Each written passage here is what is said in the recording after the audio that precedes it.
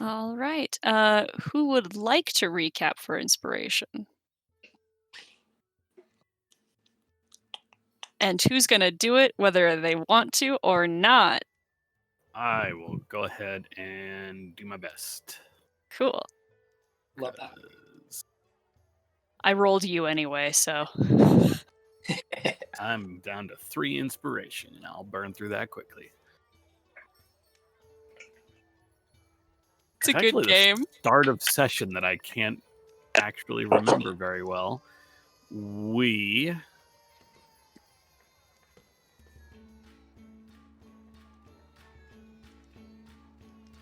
I think we started off at the lighthouse.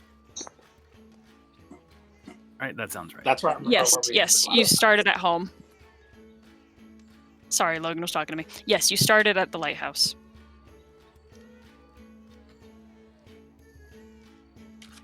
And we kind of went over the new lighthouse layout, the new lighthouse stuff, and then headed into town. I don't think we really did anything in the lighthouse that's like majorly noteworthy. Went into town, talked to Anders, and got the letter that he wanted delivered to Kiara Shadowweaver in Fort Beryl, which is right on the edge of the Silver Stand Forest. Here we go.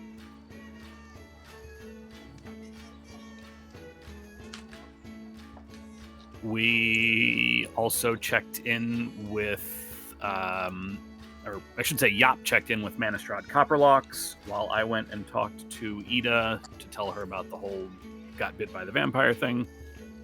What? I assume it's a vampire. From 2 sessions ago. She decided that was useful information, but other than that, not much. Checked in on Punketta, or Yop and I, again, checked in on Punketta and Liru over at her place, where Zashel was given his Spells Diary Volume 1. Super happy.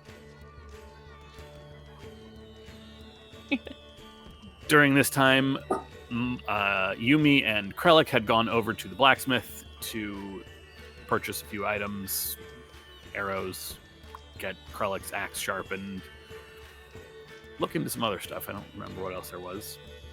They commissioned a couple of items.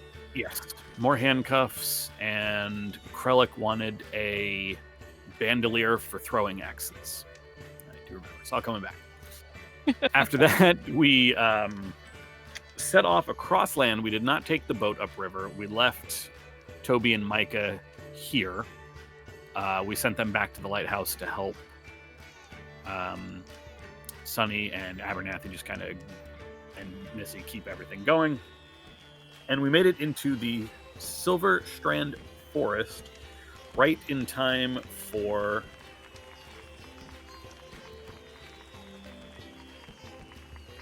first there was a battle with a jelly, an ooze, and something else, which seemed to be creations from a tower past the Grove of Obad High, which the tower had previously been home to a group of alchemists.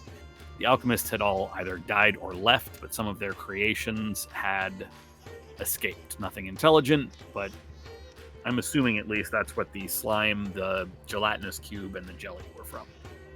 Yeah, and those alchemists got, fucking exploded. That's right, they blew themselves up. Yeah.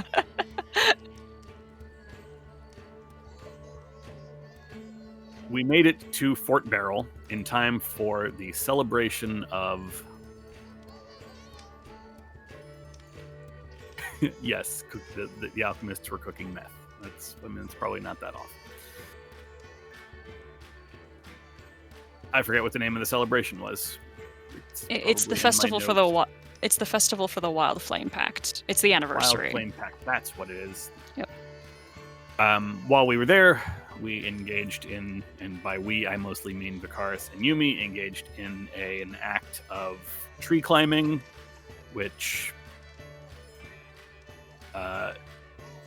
was more difficult for Yumi, but left Vicaris in a rather changed state.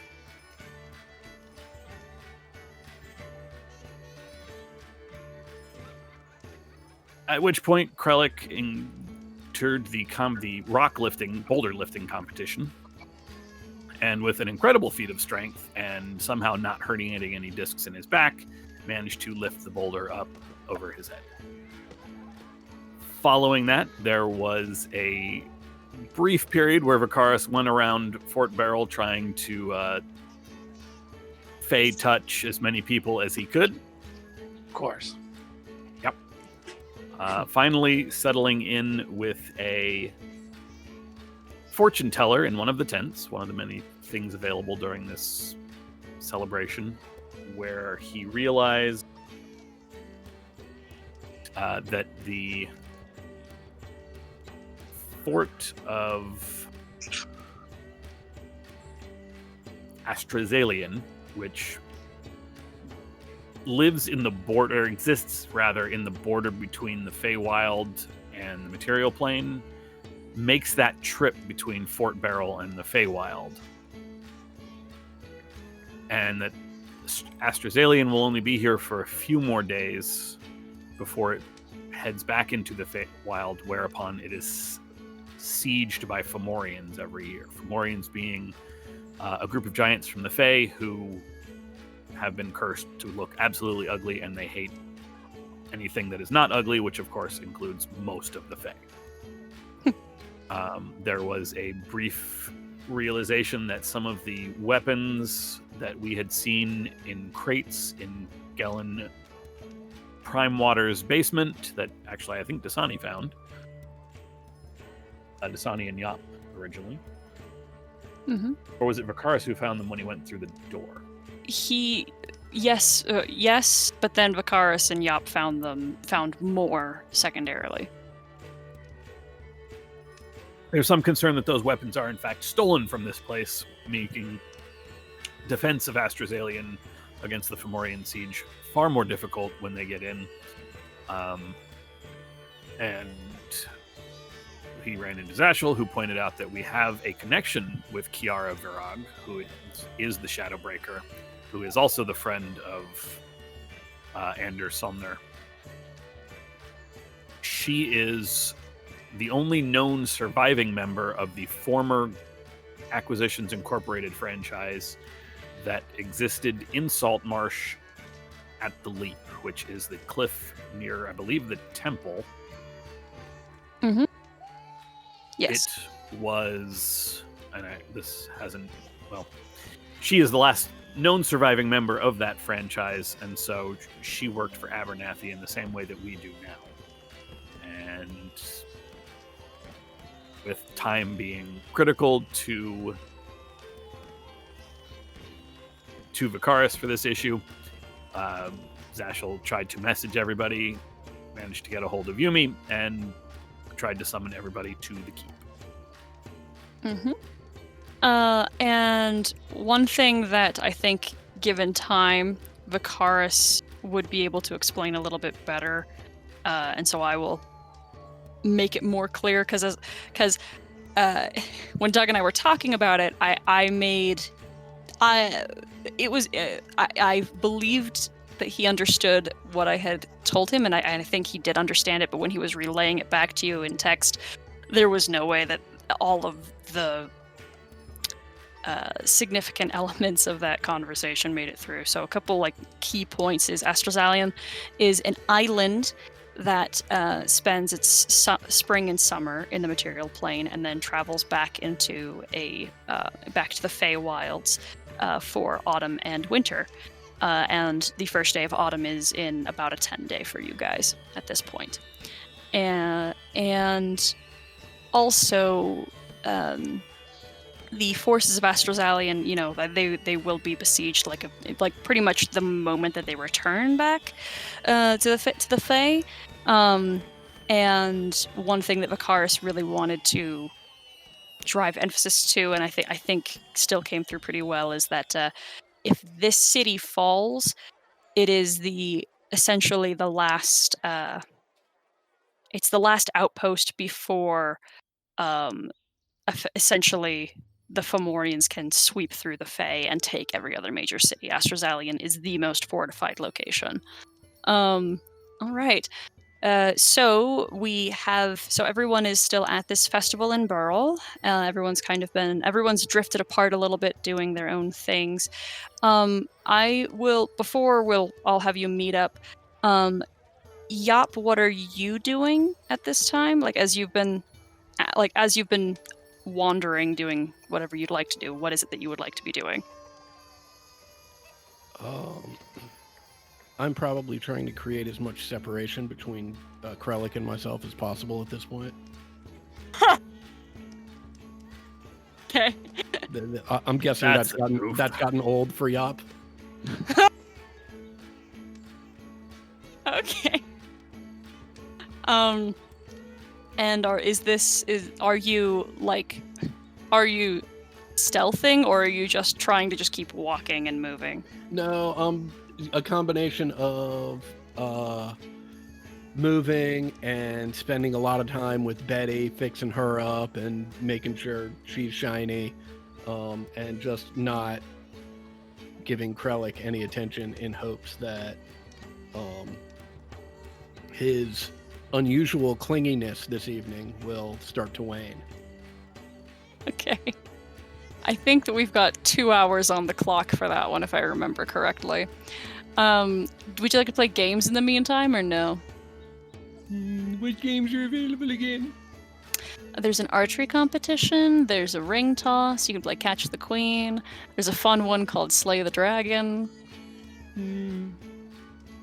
What is Catch the Queen? I think I will try Catch the Queen.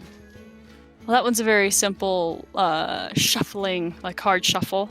You basically try to track the queen, and you can see that these cards are actually painted. They look like a simple deck, but they have each been repainted to look like caricatures from the Fae, particularly because there's a lot of elven influence in this city, even though so far you've not seen many elven folk still. So there's Titania, and there's Oberon, and then there is a woman shrouded in darkness as the 3 cards. So why don't you roll me 3 perception checks as this card dealer shuffles the cards. Betty, watch closely. If Betty has the perception skill, she can help you. Oh, she does, as a matter of fact. Actually, maybe I should help her. Oh no! That's all right. We'll just go. The first one is the 2 6s. That's the second one. Oh, okay. So you set a couple of coins down. We'll say it's a 5 copper. And you point to the card that you have confidence is the queen. He turns it over, and it is not.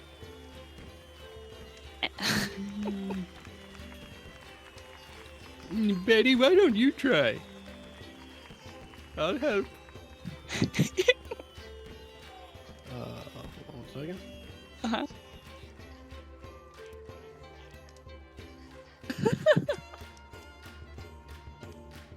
Oh. You actually lose it, but then Betty picks it out for you, and you win after, you have to drop another 5 copper, but you win a little medallion, it's a little tin medallion that is painted yellow, and it has a stamp of a sigil from the Wild Flame Pact, which is a scroll that has, trees in the back and then a little bit of sparks of fire against it. Lovely? Is there a little ribbon with it or something? Yeah, it comes on a little piece of string for you to... Lovely, I'll put it around Betty's neck. Yay! And I'll look over my shoulder and see if Krellick is there.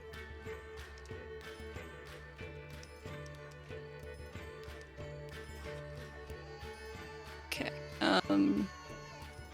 Sean, what are you up to? If you're available, you're muted. Sorry, I was just eating dinner. You're good. Okay, I'm still under the effect. What? It's like a charm muffin Yes. or something I ate, right? Yes. Okay. And I just really like Yop. Want to do whatever she says, that sort of thing. Okay. Last I remember, Yop had sent me to go get food for her. Yep. Yeah. So I go do that. I then come back to where we were, holding food and drinks for us, and I'm assuming she's not there. Yeah. That's correct. Yep. Krellick kind of looks around a bit, gets a little worried, a little frustrated, and starts walking throughout the festival, just like craning his neck, kind of keeping a lookout for where's Yop. What I will do though is, because even though Yop is not here, I still need to do something to impress her. So do these games give out like prizes that people walk around with, like stuffed animals and toys and that kind of thing? There's a couple.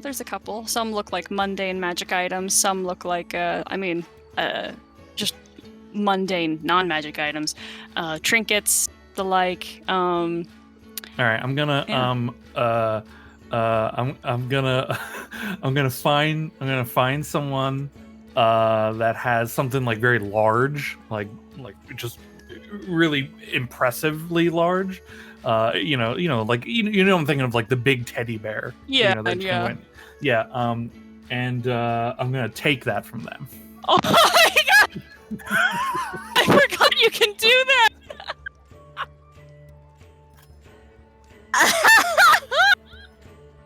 What is the youngest victim you are willing to attack? Oh boy. Okay. Make sure they cry. They have to be able to cry. Hold on. Yeah, how much of a scene are you willing to? Hold on. Let me look at my for traits, ideals, and bonds. Okay. Alignment check. Yep. Okay. All this checks out. Children.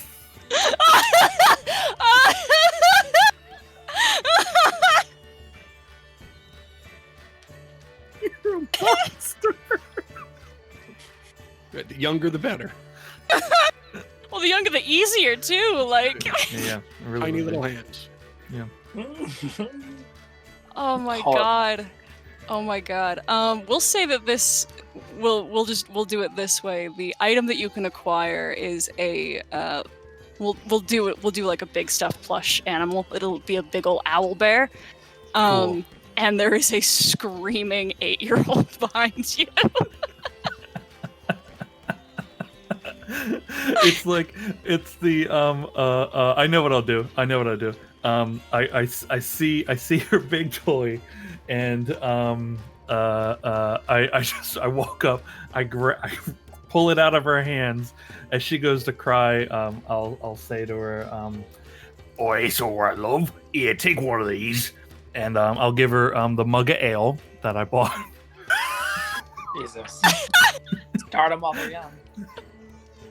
I'll pat her on the head, which I'm sure she doesn't enjoy. Sure. And then I will lumber my way back through the crowd. Not that this will have much of an effect on anything, because again, this is a background feature. But why don't you give me a persuasion check? Yeah. Do you With want disadvantage. Okay, sure. Yep. Let me click that. Yep, here we go. It's a 5. That is exactly what I wanted it to be. Perfect. Cool. Again, no real mechanical effect, because exactly what you think is going to happen is exactly what happens. But this kid can't run off fast enough to go get anyone nearly big enough to try to handle whatever the fuck just happened. Just a quick question, just to paint the full scene. Does the child drop the mug? I don't think so, Okay. because kids drink beer here, folks. Awesome. Does he or she have a candy apple with them too? I want that. Oh my god. Yes. Exactly how big a monster can I be right now? Right. Sean, at this point, you may as well ask, does the kid happen to have like a +3 weapon on them that I could just grab real quick? Let me just take that. Look, I'm in the mood for a caramel apple, so this is how I can have it. No, I feel that. Okay, all right. God damn it. Cool. Yeah, and I will make my way, back through, continuing to look for, Yop. If I see one of the others, like I would, stop and, ask them if they'd seen Yop. Right. We'll have you like thread back in once I get a better idea of what everyone else is up to. Cool. Monkey, Yumi, what are you doing after moping under the tree? I would have went to find Zashel. Okay, that's it. Yeah, and see if I see anyone else and drag them along. Okay. Then, oops, sorry. And then Zashel, what are you up to? You're just waiting. You're headed towards the keep. Is that it, or do you want to do anything else? Like, having been in the meantime or prior to you sending your message. Prior to sending the message, he was just going through the books that he brought, got something to eat. Okay. But festivities are not really his thing. Right. Okay, Dasani. So you guys again are at this big old festival where there's a couple of games and a bunch of other people of friendly disposition. Is there anything you would like to be doing, spending your time doing? So I'm late to the party, y'all. Right. So I am obviously let's say I'm just entering town by myself. So I guess I would just try and go and meet up with the rest. See if I can find somebody. Maybe Yumi, because she's trying to find Zash. Okay. So we'll say the three of you can all cluster together. Eventually, Krellick also appears and probably is asking you guys about where Yop is. And then about how long would it take before, eventually, Yop, you do get the message to return. Do you meander at all, or do you just head right back? I'll just head right back. All right, cool. So now you're all back together. I have more things for Yop that I've gathered along the way.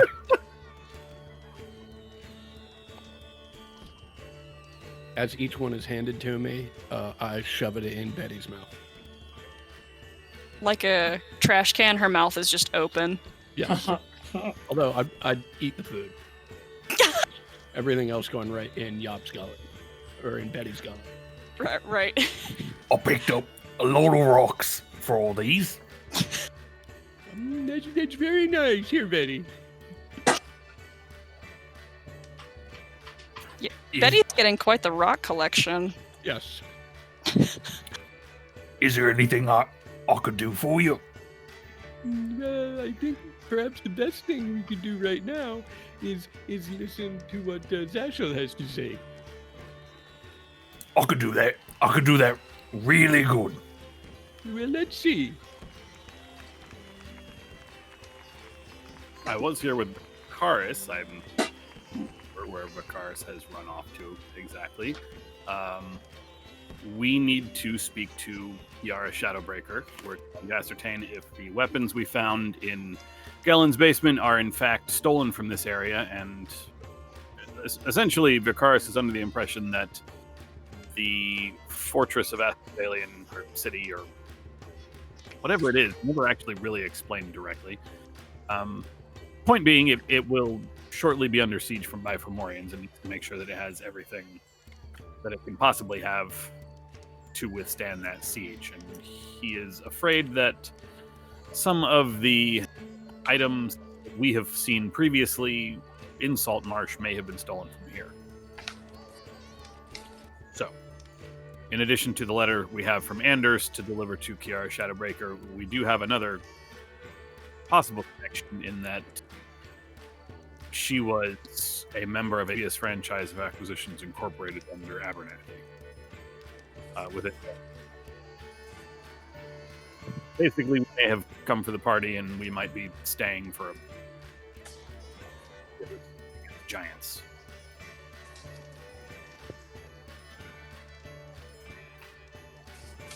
Yeah, I gotta stop trying humor. It never works. What was that? Zashel says, yeah, I've got to stop trying humor. I still don't get it. Love him. I love him so much. Well, I wasn't really listening, so, are we fighting giants? Is that what's happening? Yes. I love this festival.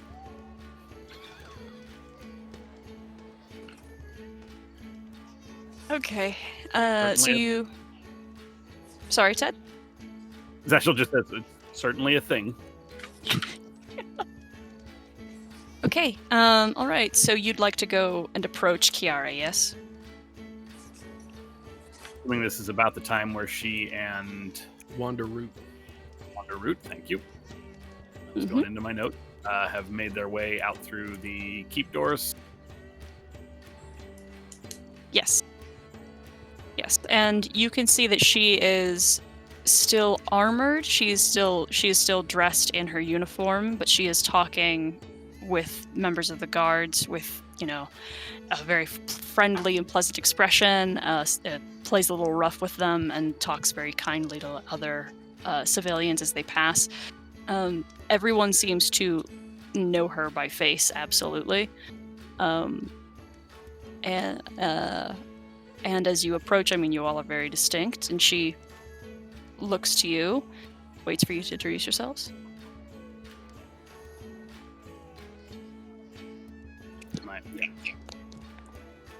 It's your job. Yep. Miss Shadowbreaker, my name is Zashel. This is Yumi. This is Yop. This is Tasani, and this is Krellik. We represent the newly formed, several months ago, or several weeks ago, I suppose, Lighthouse franchise of Acquisitions Incorporated under, I'm sure you remember, Abernathy Crowell. We have two things that we would like to speak to you about. The first is we have correspondence for you from a friend of yours back in Saltmarsh, Anders Somner, and I will pull from my jacket the letter that we were given and hold it out. She's staring at you. The more pleasant expression dulls the moment you say Acquisitions Incorporated, and then her brow creases when you say Abernathy, but then she very visibly relaxes when you say Anders. And she just takes the note from your hands and says, all right, there's a lot of you, it appears, and there's a new franchise out in Saltmarsh. That's bright, shiny news. How are you all getting along then? Very well, thank you. Far more critical, I think. One of our members, I'm afraid I don't know where he ran off to, Vicaris, is a member of Titania, something like that. Titania's court, I believe he has said. And we have reason to believe and be concerned that some of the equipment for the upcoming siege, or defense of the siege, I suppose, may have found its way into the hands of certain individuals within Saltmarsh. And Vicaris is concerned that that equipment might be necessary for the defense of Astrosalian rather than having been sold. And so we were hoping we could speak with you concerning that, largely to ascertain whether or not there is cause for concern. She's looking at you skeptically, and she says, and how came you by this information? Which information is that? That the items are missing, or? And she nods. Oh, we've Yop and Vicaris and Dasani found crates of Fey blades within the premises of certain individuals. I'd prefer not to name them in case this is all a misunderstanding on our part. As you're talking, more people are still coming past her and like putting their hands out to her arms and trying to like get her attention and talk with her, and she keeps very pleasantly brushing them off, says, perhaps this is something we should be conversing more in private. That's exactly what I was thinking. All right, follow me. And she mentions to a guard that she'll be back in just a moment, and she directs you all inside the keep, which you see is enormously tall to accommodate Wanderroot, and has no proper flooring for the majority of the structuring. There's some foundation set at the walls, but there is earth and grass and plants and things growing from the floor. And as any decent fortified keep is, there's not a lot of light except for sconces and such. There's not really any natural light per se. And she takes you to a chamber that is a little off a ways, that is a little bit more personally decorated, but still appears to be like a map room or a war room, or in theory. And she says, all right, do you have any more details about this, about either what you found or by its nature? Are you sure that it'd be coming from Astrozalian or even from around here? I mean, it makes sense just by nature of proximity, but do you have any evidence? What are you hoping to get from me in this? You want information? Yup. You and Dasani were... Well, we've seen the weapons, but our primary evidence that they've come from here is that Vicaris has also seen these weapons, and being from the court of Tatiana, he identified them immediately as belonging to her. There was also a sigil on the box, I believe, right? Great. Oh, yes. It looked sort of like this. And Yop will cast Minor Illusion to recreate it. Okay. She looks at the image and says, all right, yes, and I will actually show you what that sigil looks like. Give me 1 second. I'd also like to stress that the items in question were found hidden within a secret... I hesitate the word basement because that would imply some sort of furnishing. This was more a smuggler's den. Would you happen to know who it belongs to?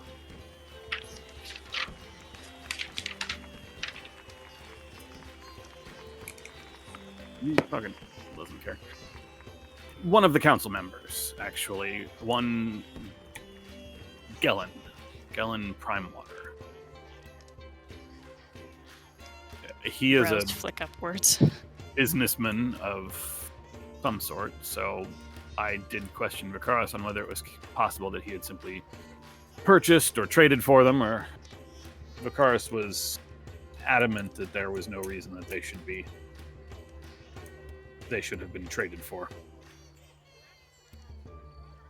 I wouldn't know a whole lot about that specifically, but I might be able to help you learn more.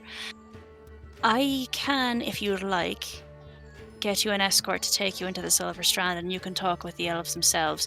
I myself, I wouldn't know exactly whether or not any of this is grounds for really anything. But I see the suspicion. I myself would be curious about this.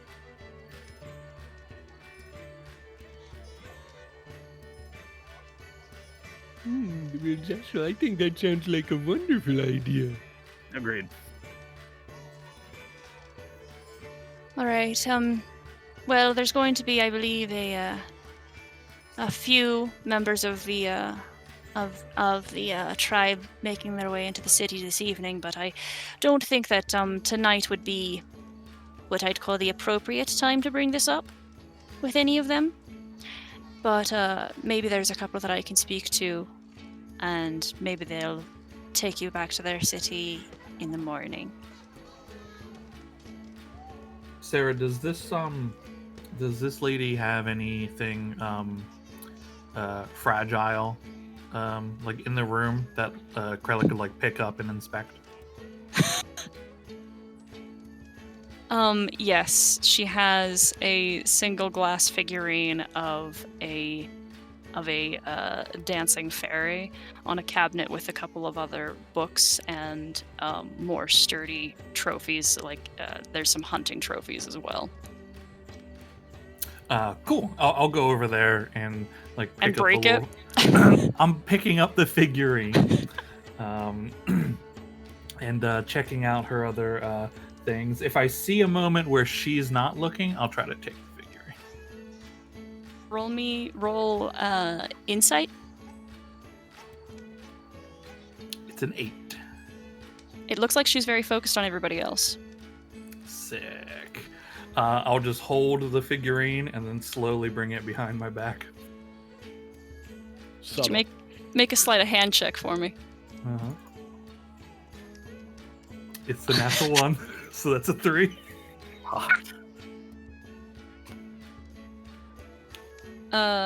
Yop and Zashel, and Yumi and Dasani if you'd like to as well. You can make an insight check. Okay.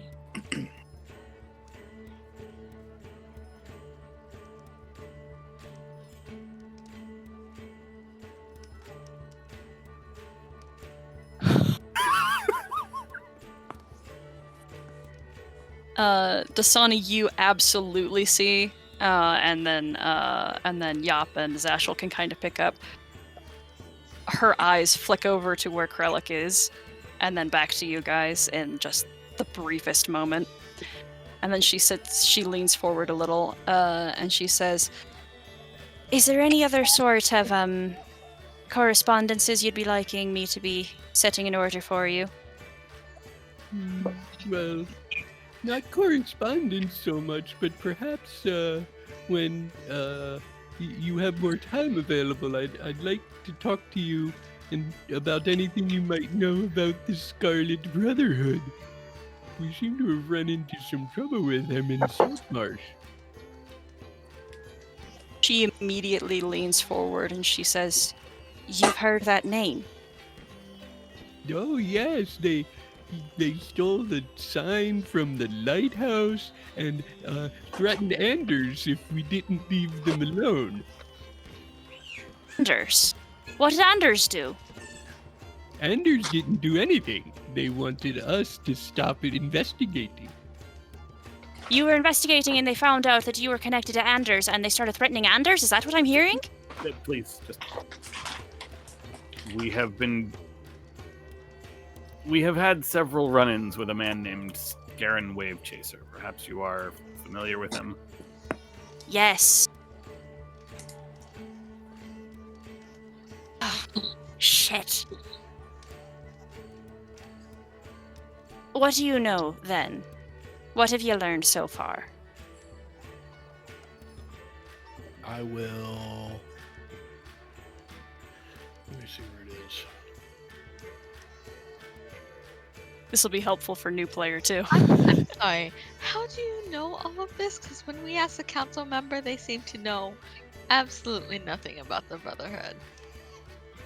Well, see, I'm a little bit better at, sneaking around, and it helps that I'm not in the city where they're particularly active. I have a little bit more insight. I might be able to help you. Saltmarsh might be a place that they have a foothold in, but I have a little bit more correspondence with Seaton, and there, I think there is some trouble. I might have asked this on a previous session. Does Krellick know anything about the Scarlet Brotherhood? Like, would he have had run-ins with them or even worked for them at some point? You did ask this, and I had to roll a check. You've not encountered them personally that you are aware of. They're absolutely not like a pirate band or like mariners specifically. Yeah. Okay, cool. Well, on our first contract, fulfilling our first contract for the Lighthouse franchise of Acquisitions Inc., we encountered and defeated some members of the Scarlet Brotherhood as they were trying to engage in a bit of weapon smuggling. And subsequently, we've asked some more questions, and we've obtained the following list of Scarlet Brotherhood members. And I'll present her with the list. All right. I gotta look at the list. Is that in your notes? It's in lore mongering. Okay.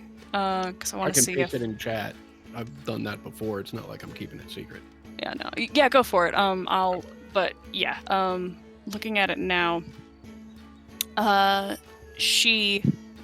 You pull the list and she's scanning over it, and she stands and she begins to pace, and is tugging on her hair, and keeps pacing till she's gone over the whole list, and she says, "Who's this?" And she points to Sanballat. Sanballat is the individual we encountered in our first foray into Acquisitions Incorporated work. He is a smuggler doing work we think, well, definitely for the Scarlet Brotherhood.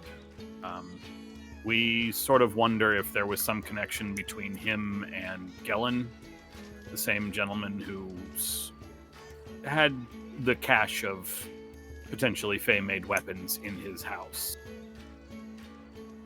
Look like. Human, dark hair. I cast Minor That- Illusion again to create an image of Sanballat. Masked or unmasked? I know that's stupid, but like, Unmasked. yeah, okay. You are so fucking powerful. She's You giggles at that. Kiara leans forward and inspects the image and says, "That motherfucker." All right. This used to be an old. Recognize him. Yes. You mentioned you're working for the Acquisitions Incorporated. He worked there some time ago as well. With me. Thought Reed had died. Alright, fuck. Is he still alive? Or did you kill him? I kinda know how the whole operation works. Reed Lowe, burglar. Your horde's Yes. Yes. Reed Lowe. As far as we are aware, he is still alive. I don't believe any of the crimes for which he was arrested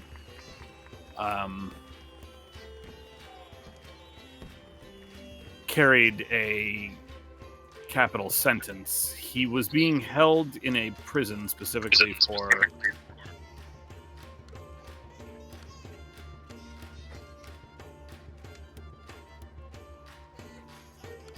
sorry, I heard my own voice coming through somebody's thing.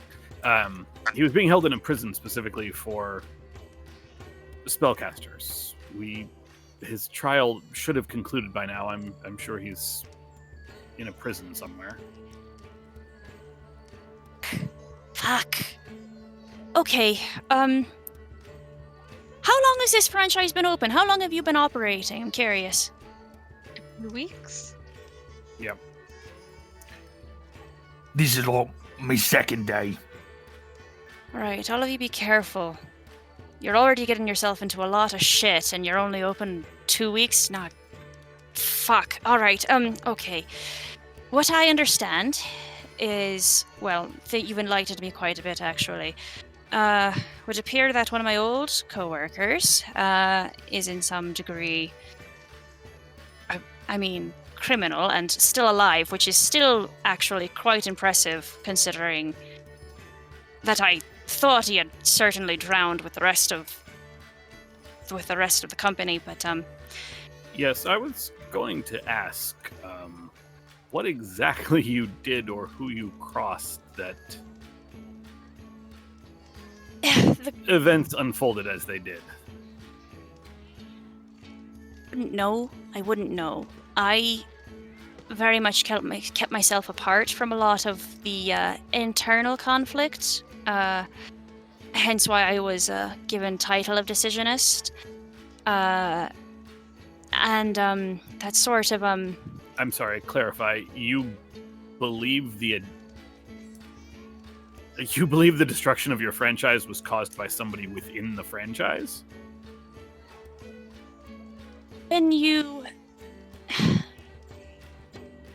when you build something so close to sacred land, and that sacred land happens to be designated to a god that is both wrathful and chaotic, and in a lot of ways, some would even cry evil.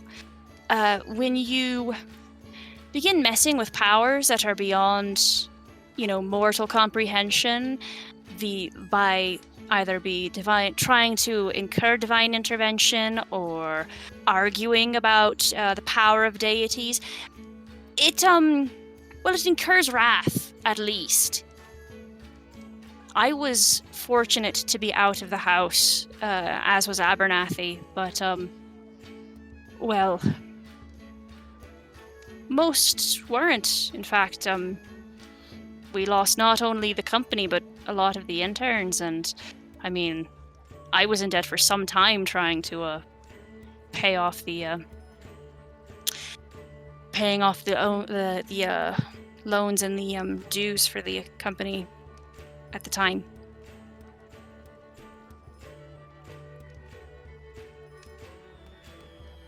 So it wasn't a member of your team. It doesn't matter. We're getting off topic. I wouldn't know. I wasn't there. They were Some there other time. 1 minute. The building was there 1 minute, and then the next moment is in the ocean. That's all I know. Fair enough. Wait, where exactly was your building before? Up at the Leap, over Crabber's Grove, right over the ocean. Really, they were asking for it. Does this mean anything to us? We've been to Crabber's Grove. There's also the That's temple. where Zelek is. Yeah, Zolek is in Crabber's Grove, and as much as I'd Oh, love to yeah, ask but about it's not in that same building, right? It's No. that. No. In There's fact, the temple that we saw that overlooks the Zolek house, and they have the trident symbol. I just can't remember the name of the god that it's dedicated to. Procon. That's And Yumi, this might help you a little bit. The Leap is a location that you're familiar with, being a local, where there's a tradition where if someone's spouse is lost at sea, their partner then goes and throws themselves over the Leap because it is relatively shallow and pretty easy to swim from. It's one of the safest waters on the coast. But apparently not for people who got stuck in a house that fell off the cliff. okay, but why would they jump off if their husband was lost at sea? Like, It's a- kill themselves? it's- It's supposed to be a symbolic, I'm going to bury myself or my partner in the sea kind of thing. It's a tradition.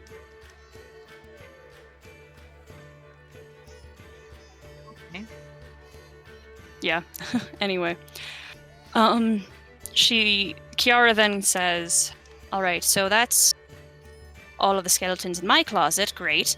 And next we have, you're asking about the Scarlet Brotherhood. From what I understand, I don't even understand really where they're coming from or why, but I know that they're really just hell-bent on causing problems, and I've been catching whispers and hearing the occasional threats and such from from folks under this title, And I mostly hear it from out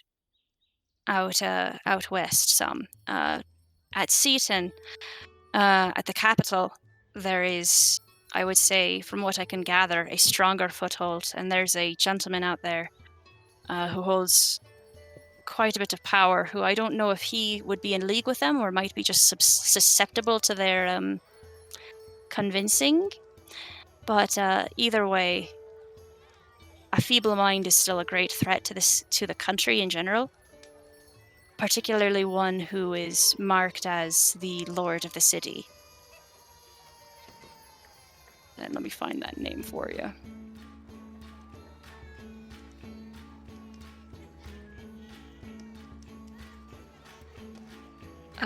She calls him, she says, the Duke Marek Feldrin is the commanding lord over the city. Granted, of course, he still is under King Scotty, but the king has other interests directed elsewhere, with the kingdom's expansion and such.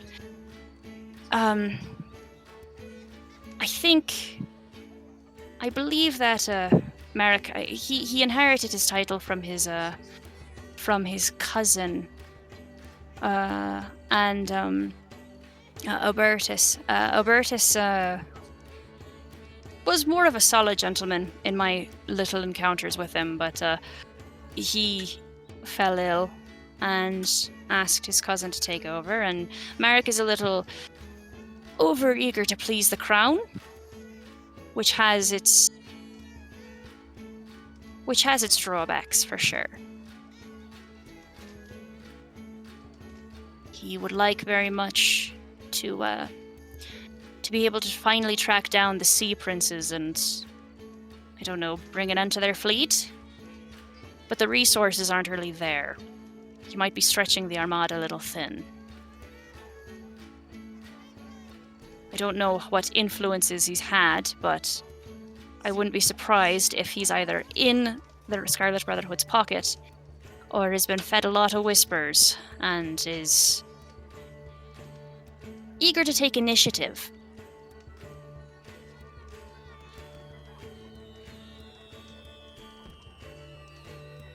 That is a lot to digest. I'll give you his name.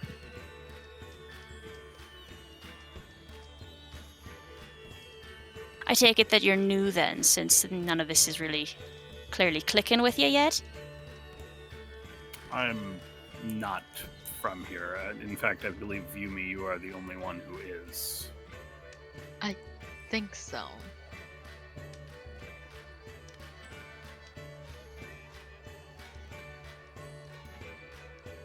You seem to know quite a lot about them. What do you know about the creature Zolek? Does he have any ties to the Brotherhood? Oh, certainly not. No, that's just That's a relief. yeah.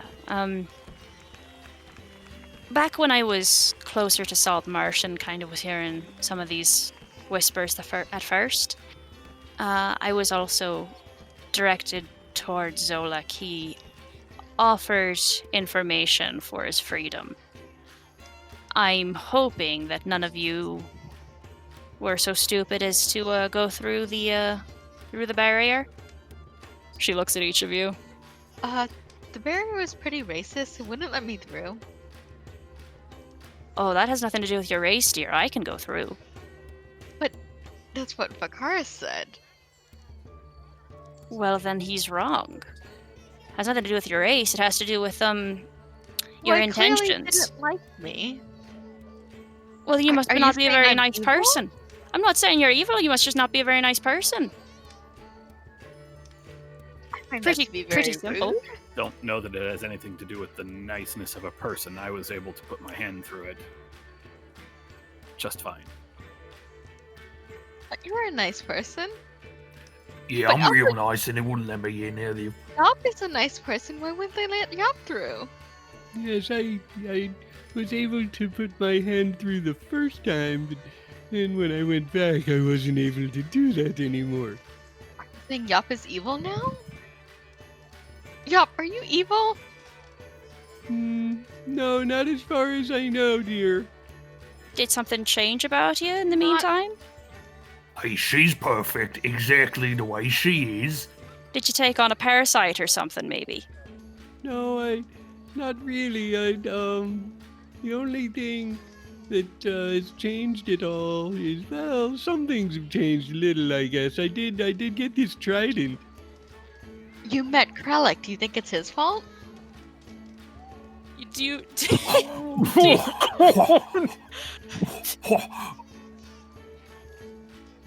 Yumi, I am shocked and I mean, maybe you Injured? guys did something and Yup is no longer innocent, you know? Speaking of, I'm going to be needing my trinket back. It was a gift from my dead mother. was it? She holds out her hand. Yumi is I- not implying Yup and Krellick did something that makes Yup no longer innocent. I squint my eyes at her, kind of shuffle my feet a little bit. Yeah, alright, I was just looking at it. You were going to Okay. take it.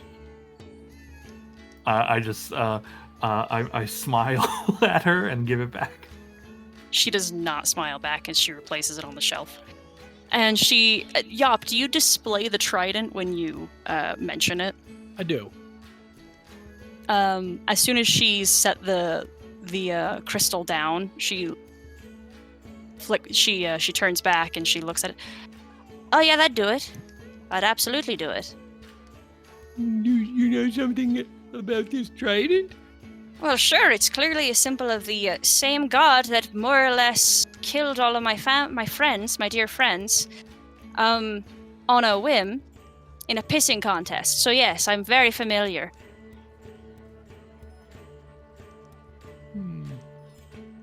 Wait.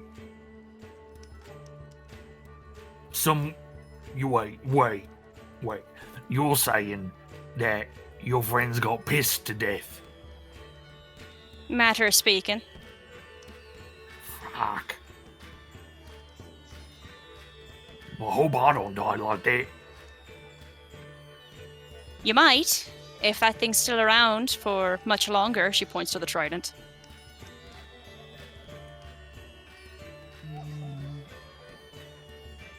Well, I don't know. It is a very nice trident. Where'd you find it? Excuse me. There were, we found it out on the ocean. Yop is sort of hemming and hawing. Just out on the ocean. It Well- was in an ark carried by skeletons. Yes, Are we- that would be it. Are we going to see this entourage through to the Fae? I would just like to resolve this issue for our friend Vicaris as soon as possible. No, you're right. I'll be having that conversation later in private. They're delicate folk, and she gently flicks her pointed ear and says, I promise that you're going to prefer that I do the talking rather than you try to introduce yourselves. And but they're not going to be leaving until tomorrow morning back towards the forest, where you could converse with the matron and hopefully put this all to bed. Please do be sure to drop Vicaris' name. He is among the court, so I'm hoping it will be helpful in having them be willing to speak to us. How old is he, do you know?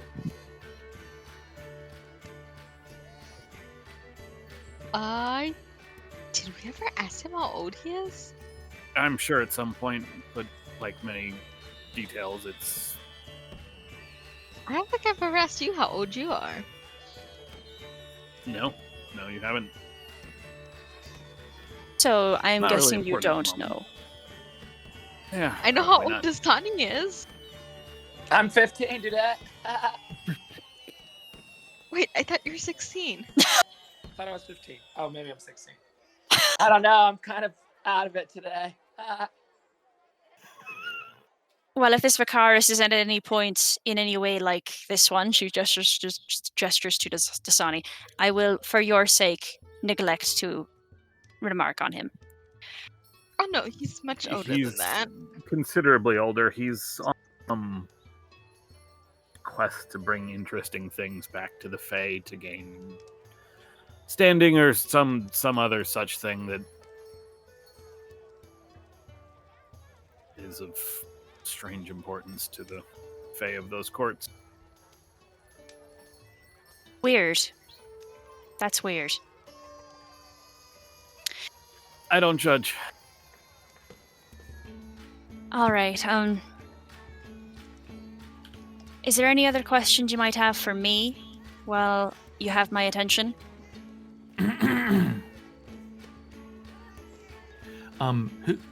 This is the Shadowbreaker. Yes. What do I know about her? Why don't you roll me a history check? Okay. Just seeing if maybe I have any questions for her. Mm-hmm. It's a 10, average. Okay. I'm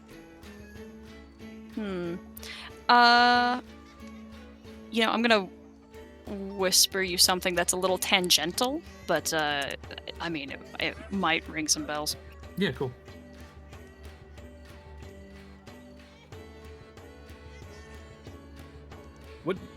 I know you've said he has nothing to do with the Brotherhood. What do you know about the creature Zolek? If he were to, say, hypothetically speaking, ingest the blood of a mortal creature such as myself, what would be the effect on him? Especially vis-a-vis staying behind the barrier. Oh, I wouldn't worry about anything like that. He has to, in order to cross the barrier, he has to be let out. I've been yes. told You might the have made basic- him physically stronger, but that's not going to make him capable of passing through. He can live forever on no sustenance, and then also still live forever with having fed every day. So I wouldn't worry about as long as no one's sticking their hand in and bringing him through, then there's nothing to worry about, as I understand it. How do we make him not live forever? I suppose you could go past the barrier and try to kill him inside. But even the Saints of Saint Cuthbert couldn't do that. Well, if you couldn't get through, then you're maybe not as good a people as you think you are. Again, I can get through. I don't know anything about you, dear. And I am telling you that good person, and he air quote, does not seem to be the qualifier. She shrugs. Regardless.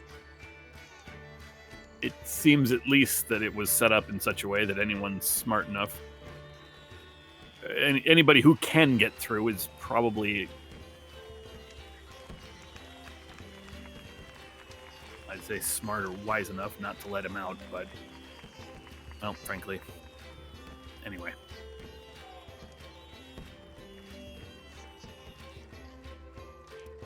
It sounds like you all need a little bit of what's the word? You need to look a little bit more inward, figure out your whole deal. And she waves her hand over all of you. If some of you think that you are worthy, some of you think you're not worthy. Maybe you need to reflect a little bit more personally. Ultimately, I don't really care. It's holding him in good enough for me. What if you break, like, the wall? Beg your pardon? Rock, because it's He's like in a basement, Krellick. He's in Earth. I suppose you could dig that out, but Right. regardless, Look, I couldn't dig a fucking hole in the ground and break a wall. again, Zolek, not really the... Actually, that's a good point. Could he dig himself out? I have a feeling if he could, he would have done so by now.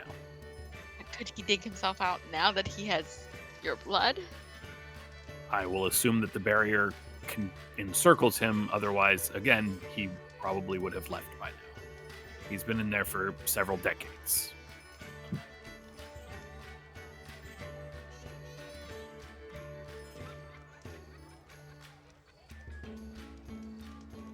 All right, any other insight I can provide to you? Other than apparently shaking the foundations of your identities?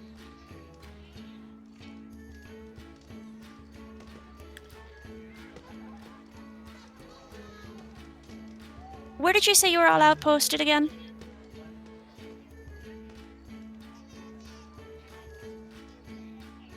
Is a lighthouse. Yes. Which lighthouse? It's the one with the big light. All right, get out of here. Big fan of your I work. believe this is Ted. I believe one of us knows the Major's last name. Yeah, maybe. I think you guys were given his name the first day, but everyone's called him the Major since then. Yeah, Hold on, I'll help you out. because I believe we kind of put the connection together that she was related to the Major somehow. Big Bear.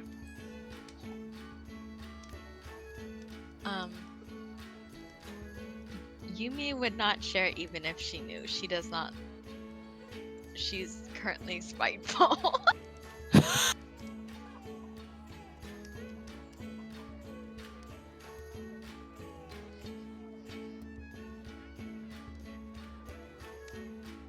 All right, if you have nothing else, get out of here. Let's go, Betty. We will leave. I will lag behind 1 second. I had a question about one of your previous, shall we say, tasks of note during your time at the franchise. You saved a Colette Oland from a green hag at the behest of a Matilda Oland, but I'm only familiar with an Ida Oland. Oh, have you not met the whole clan? They're like a good, about every third person you talk to in Saltmarsh is related to the Olands.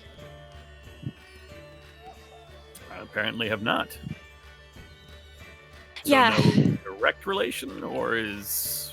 I think Matilda might be her sister or a cousin. They'd be close in age anyway. Colette was only a little kid when we reacquired her, to use the terms of the company.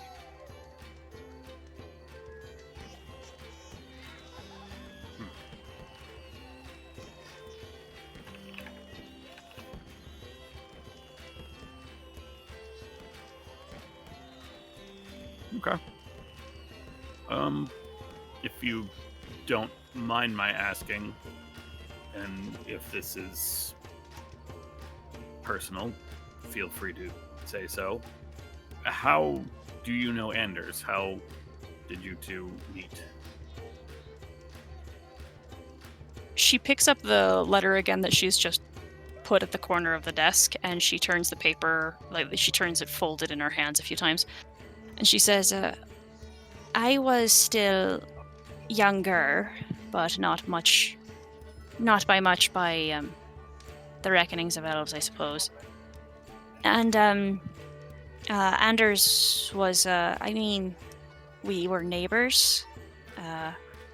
I was, still older than him, but he followed me around like a puppy dog for years before I, got a job, and then promptly lost a job and then moved. She kind of smiles.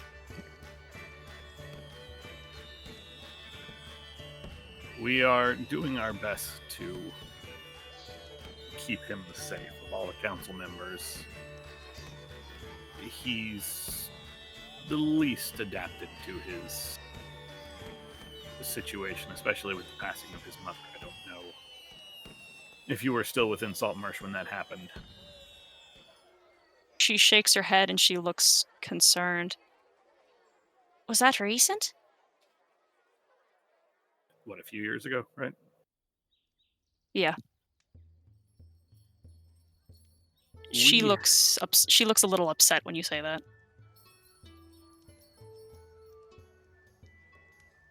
The folks in Saltmarsh think it was natural consumption. We don't believe so. We think that Scarron had something to do with it. Do you think Scarron then, or you know Scarron, to be associated with the Scarlet Brotherhood? Definitely. Okay. Did you tell Anders? We have not yet, owing to the previously mentioned threat on Anders' life. Right. Okay. Let me know when you get back to Saltmarsh. I might be, I'll be interested in sending you off. When we leave for Saltmarsh, you mean? Yes. Yeah. Okay.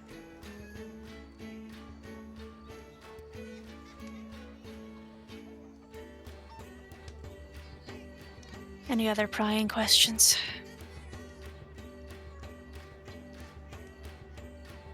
I'm going through literally all of my notes right now.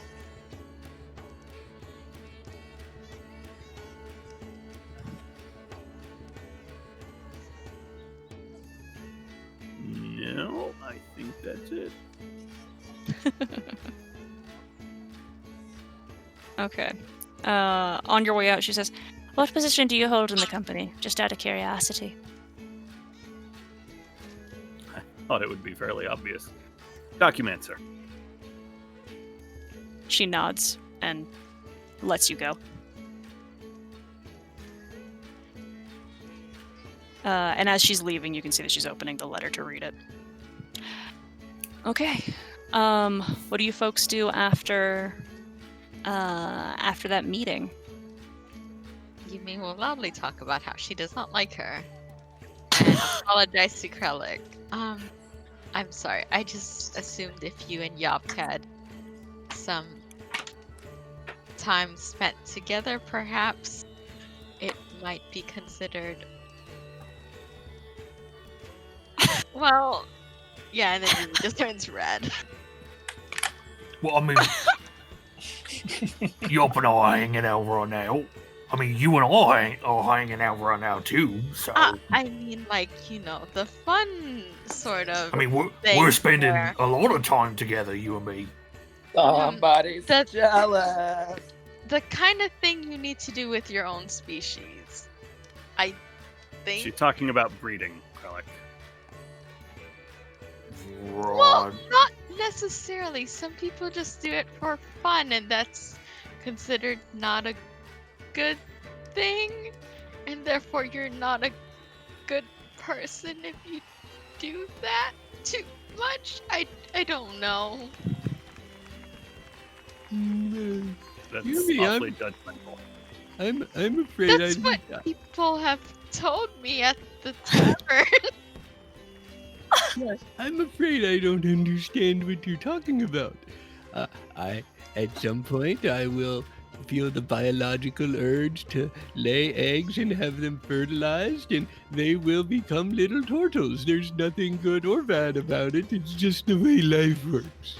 I mean, if you're having fun not to lay eggs, I've been told it is bad. Why would anyone think it was fun? Yeah, I don't know that. I don't think we do that. It's like we do it when you have to, and that's pretty much it.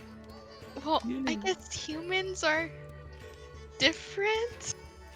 I do it to myself all the time.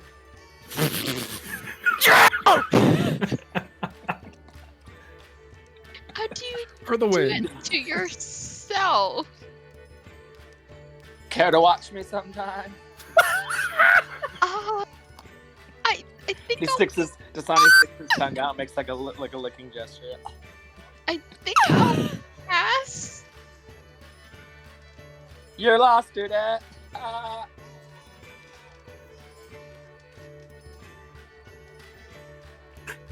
Dear Craig, thank you. Look, I don't know much about, your people. But I'm pretty sure 15's like fucking young for you, right? 15 for, Yup and I've been killing people since I was 8, so.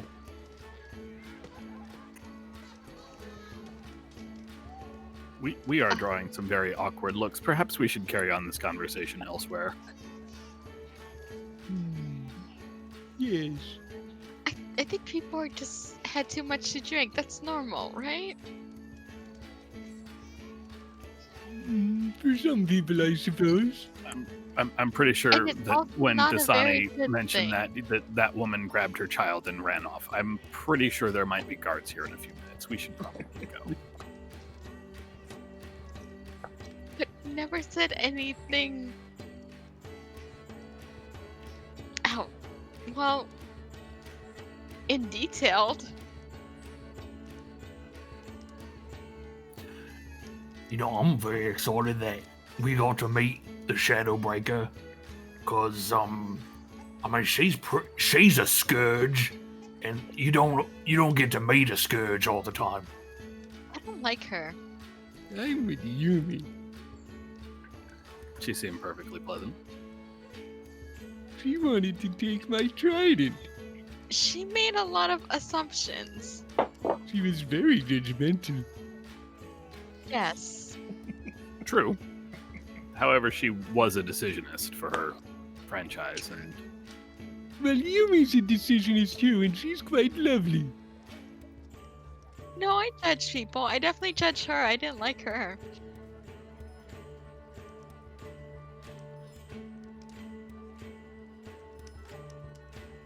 Zashel just kind of stares like, yes. Well, perhaps we should get some sleep and, hopefully meet the elves tomorrow. I think it's still fairly early. There's plenty of festivities left for folks to enjoy. Is it fairly early? It's like midday, I thought. No. It's Oh. been evening and the sun is set, but that's like when this party's kicking off. Okay. Got it. I think I'm going to try and find that Wander Root fellow. I think I will call it a night. I believe too much partying makes you a bad person too.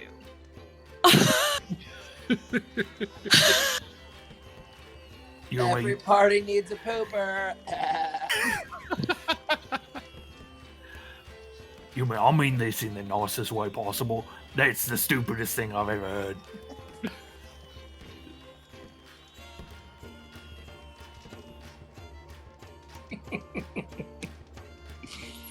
Think of it this way, Yumi. You are not a fan of Kiara, and she was able to get through the barrier. So, the barrier has nothing to do with niceness or not, since, as you've said, she's not a nice person. And Yop, we all agree Yop is perfect. Yeah. Lovely person. Yup is very So, low. please feel free to enjoy the festivities and not worry making you not a good person. But I already tried the climbing. I don't know what to do. There's literally an archery competition. I've said it like 3 times. You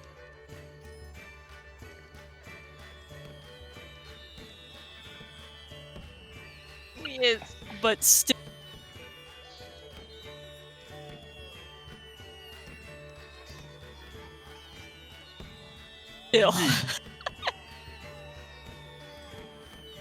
Betty squawks. Oh, I'm sorry, Betty. Well, And- Have you considered, Hmm? Yop, You have used your magics to create images multiple times at this point.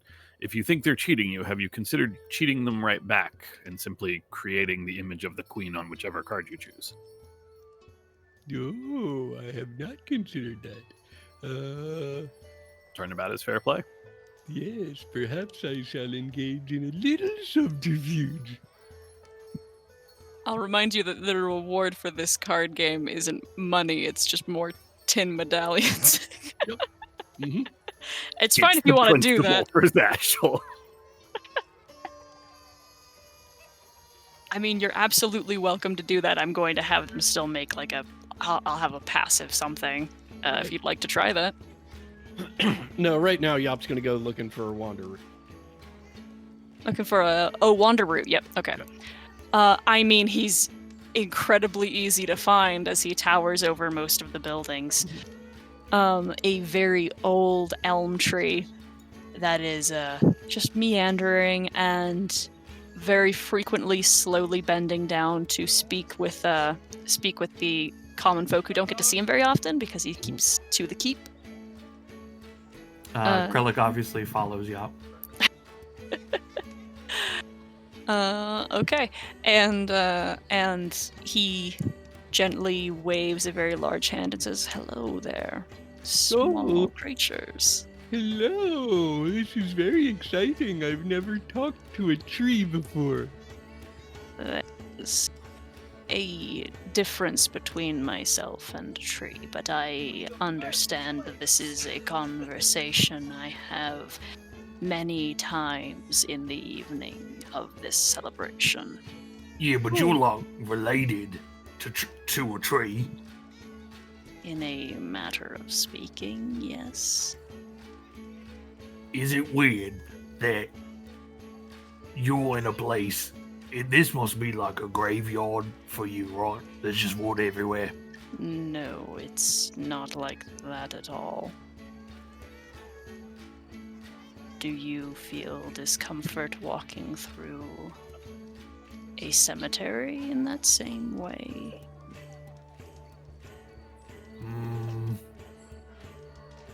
I don't think so. Well, here, creatures that have been grown for the purpose of creating wood are put to use in their death, whereas your kind often either bury and do not ever touch again the bones of your fallen, or simply devour them and leave what is unedible to rot. Well, we don't always devour our parents when they die. Not expressly those of the turtle race. Others, humans, lizards, all kinds of flesh. Well, yes, but when creatures put their deceased into the ground, they become food for the plants and for the trees. And so in some ways, they are just as useful to building a city like this as the trees themselves are. The bark around his face crunches as he smiles, and he nods as if you've come to the right conclusion. Oh, that's a lovely smile you have. May I ask where you are from originally? He stands upwards and reaches above the nearly to the height of the trees in the center of the town, and then points out this way over the wall, far, like, and you can see by the gesture of his arm he is pointing far, far to the east. I say tentatively as I remember. The west. The west. Oh, well, it seems like you are from quite a distance away. How did you find your way here? I was the one sent to sign the Wild Flame Pact from the forest from which I am grown. in the Drowned Forest to the west. Why do I know that name? It's a location. Here, let me help you out. No. I know, I was confusing these.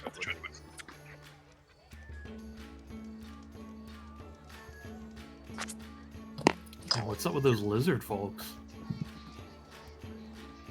Were you sent here to sign the Wild Flame Pact on behalf of the elves or of the local community? Of the trees. The Wild Flame Pact is an agreement between man, elves, and treants. Oh, I see. I was unaware there was a third party. I'm so sorry. Many do forget, as I am the one who stays here, and they see me very rarely.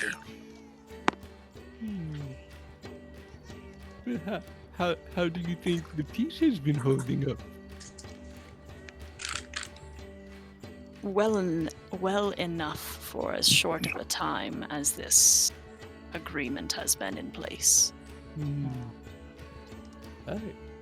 I guess time must seem very short to you in relative to how we see it. He nods. The elves find themselves wizened by time. I still find them trivial, often. So we must be just a blink in your consciousness. He slowly nods again, but not insignificant. Every That is lovely to hear. I would like you to know that I will remember this for the rest of my days. This is quite unusual and quite enjoyable. I hope that at some point in the distant future, you will be able to recall this and smile as well. He gives you another cracked smile and nods.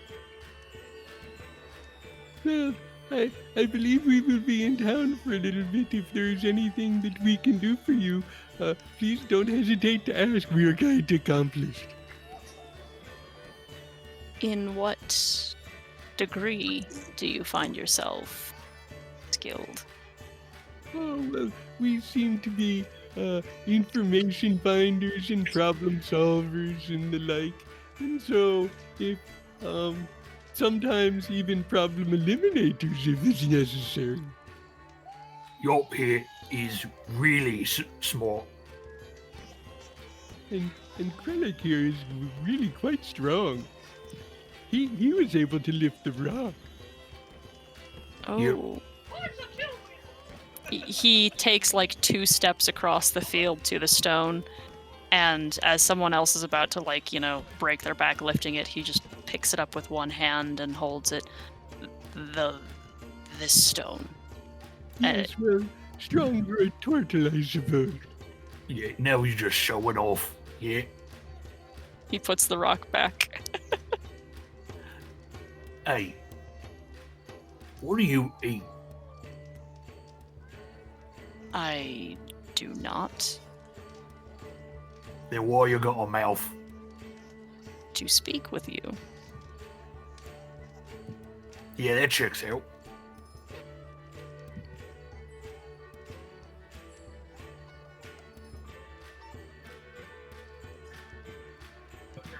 Is that all you... It was lovely to meet you. If you need any assistance with anything, please, I'm sure we'll be easy to find for someone as tall as yourself. There is need for creatures of your service, of your ability. Kiara will direct your attention where she needs your help. Very well. And Yop will sort of wander off. Okay. Come on, Betty. Kralik follows. Yumi, what are you doing? Yumi will wander around and find something else to do. Do you want to arm wrestle a dude?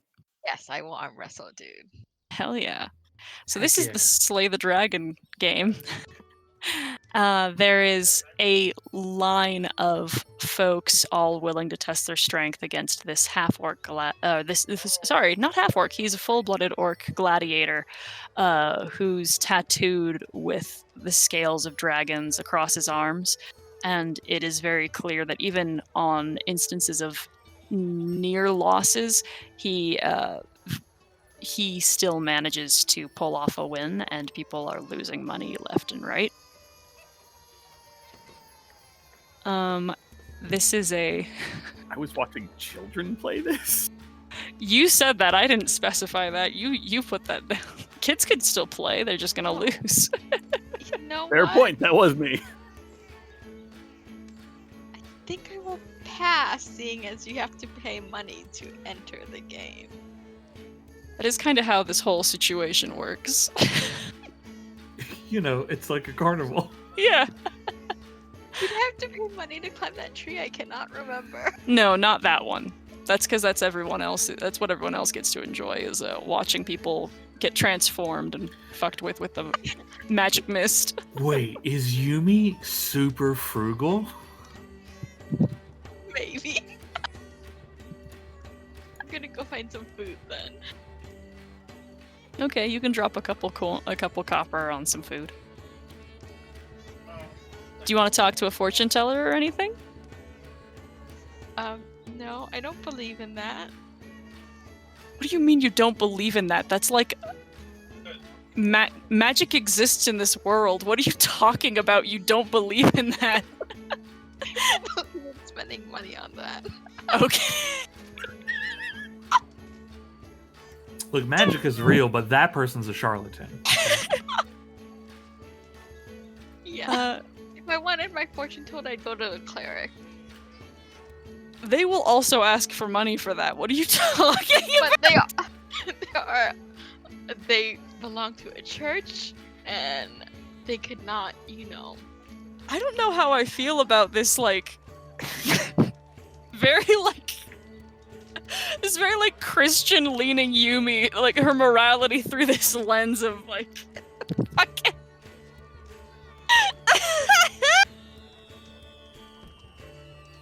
Oh my god, okay. Alright, if you're just gonna get food and wander, that's fine. Actually, I have something that you might find interesting. A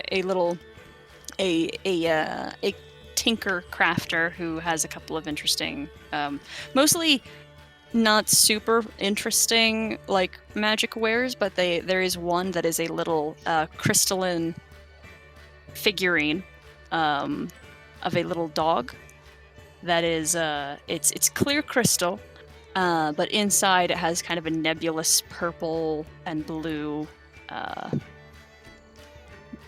what's the word, pigmentation to it, if that... Okay, and... Sorry, keep going. Oh, okay. Do you want to actually, like, check it out and investigate it? I will investigate it. Okay.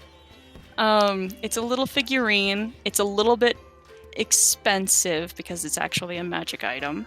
But I'm going to show you the sheet for it, and you can decide whether or not you'd like to purchase it. Okay. Actually, I'm actually just going to show it to you. Hoo-hoo-hoo. I did not mean to make her Christian-like. Lies. She's not. She's counselor.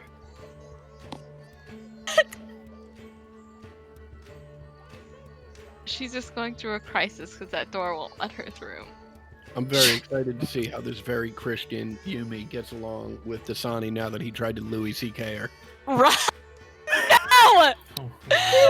Oh, wowza. That is certainly a reference. Oh my god.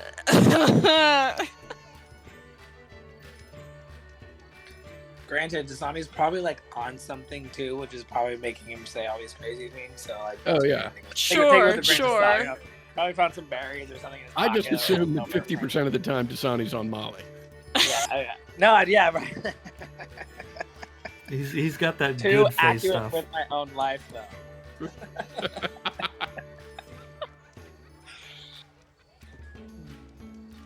While Yumi's looking at that that item sheet, Dasani, what are you doing? What would you like to do? Want to play some games? Do you want to talk to people?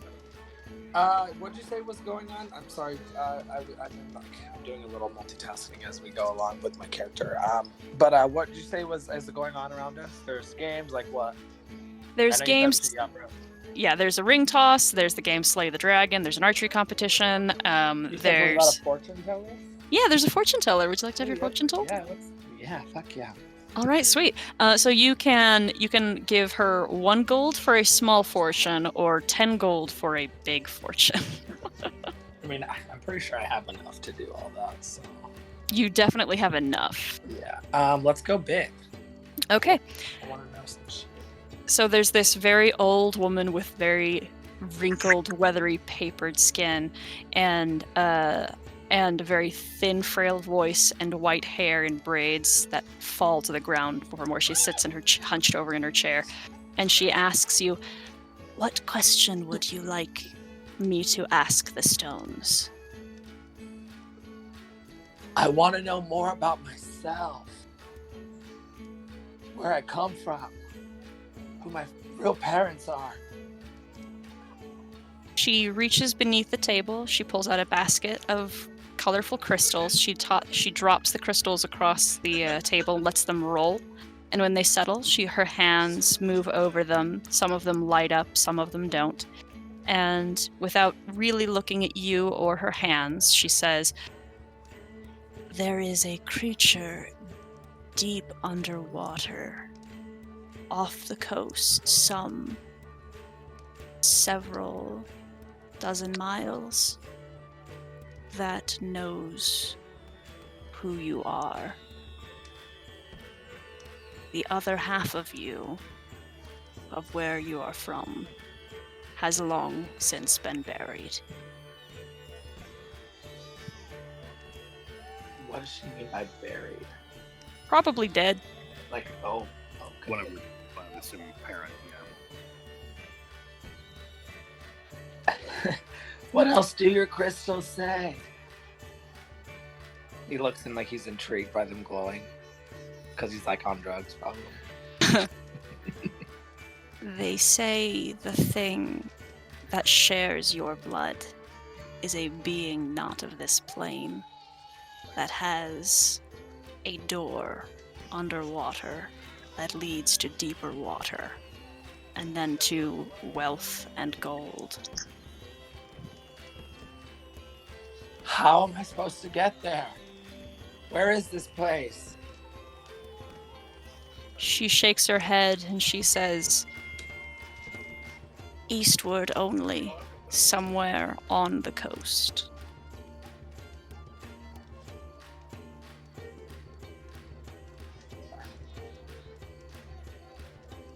What is this woman's name? Did she say? She has not said her name. Who are you? How do you know these things? I am Marta, and I read the stars and the lights.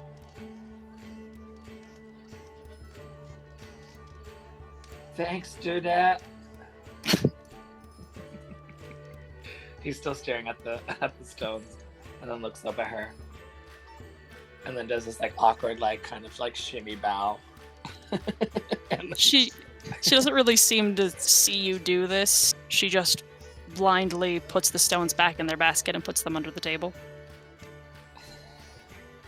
And Dasani's gonna turn around with this like questioning look on his face, like kind of sad, but also questioning what his answers were.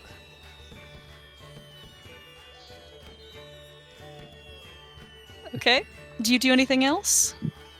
I look around dazed and confused, and have no idea where everybody else is at. So I'm gonna go look for the rest of the people and tell them what I just found out. Okay. Next is Zashel. We'll have you just bump back into him. Dude, I met this lady. She was like psychic or whatever, and told me like my future and like where I come from and like all these things. And like I don't know what to do about it. Where should I go and how should I get there?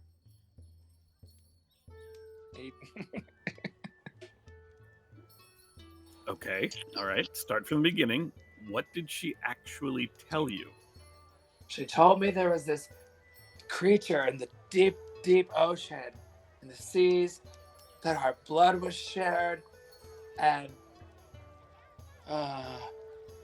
Did she say where? she said it was eastward, but that's like a lot of eastward to look through. Could she give you a name? She just said it was some creature several miles underneath the ocean. Okay. Well, that gives us a starting area when we have finished up things here. If we have nothing pressing, we can definitely see what we can find. I've worked on a few new projects for head office. I might be able to see what sort of insights they'd have. Oh, thanks, man. He puts his arm around Zashel and is just like bouncing his head a little bit. What is Zashel up to? Zashel is walking around just kind of looking at other festival goers and just kind of watching people do things. If he bumps into either Witherroot or I doubt Kiara's back out. But if she is and he bumps into her, he would want to talk to either of them. Okay. Why don't you roll? Actually, she actually is out, and she is talking to a couple of guards. But who would you like to speak with? And you can talk to both.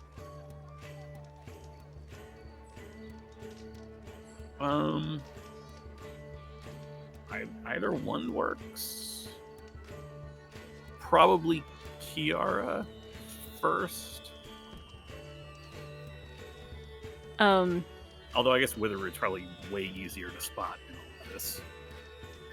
Kiara is pretty easy to see because she has, not fully intentionally, but she has like an entourage that is following her frequently, either of small children, of adults trying to get her attention, or the occasional guard who just wants to like rub elbows with the commander.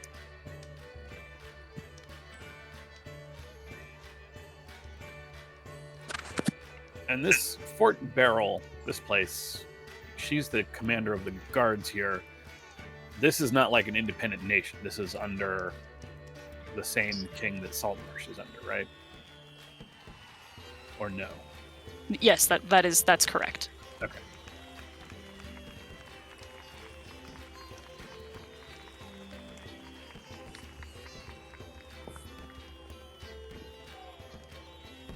Yeah, either one. I need you to pick one, my dude. I don't know, whichever I find first. Probably Witherroot. Let's start with Witherroot first. Once Okay, all right. Yop and Kralik are done.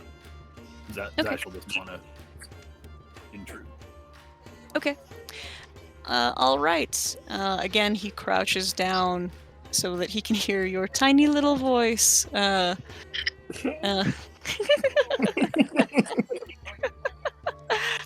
From so far up, and says, yeah. Zashel will actually speak to him via message. Oh, okay.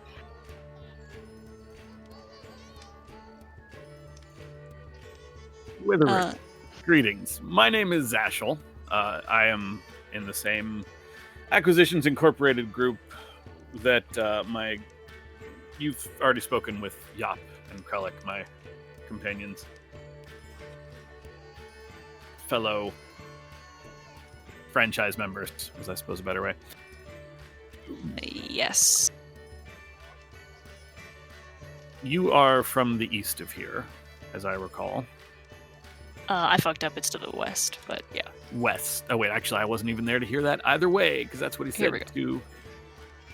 Da-da-da. You guys are in Burl down here. He is from Drowned Forest up here. Oh, okay. And of course, north is east and south is west. I know. I know.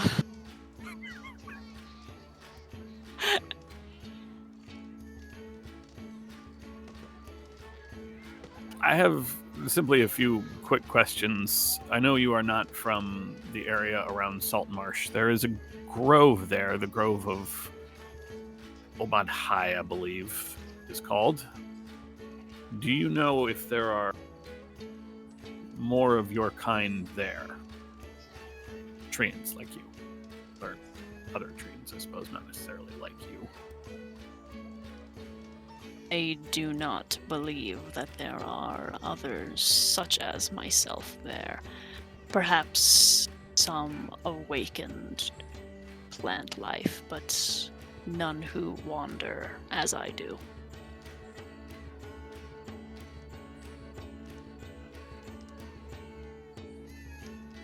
In addition to my time with Acquisitions Incorporated, I have another agenda which I serve. I'm curious then, your people have entered into this Wild Flame Pact being celebrated today. He nods. We have spoken with the lizard folk south of here. That sounds right. About right. And Yeah. they have agreed to enter into a non-aggression pact, so it's an alliance of sorts with the people of Saltmarsh. There is an entity, an individual whose interests I share, who is doing their best to, I don't want to say join the races, because that just sounds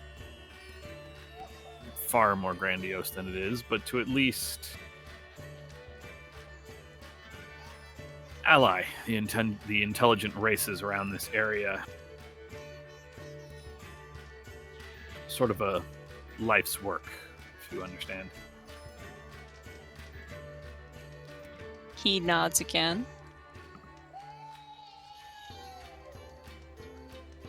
I suppose your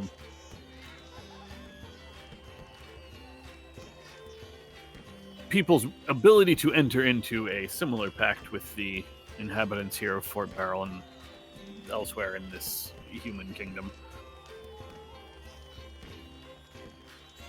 would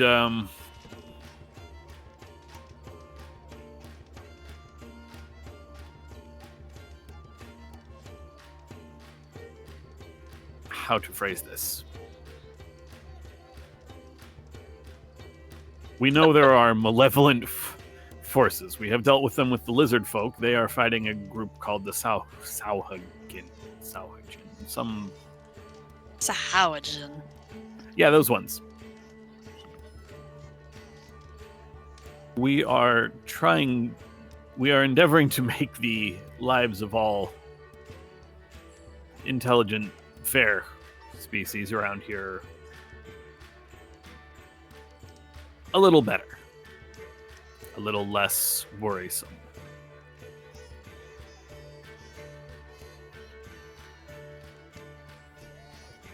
If you would consent, I would pass your name on to the individual that I have spoken of,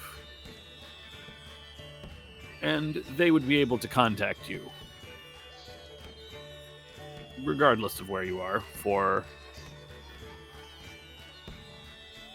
terms, so to speak. Interest, even. Gauge interest. Things like that.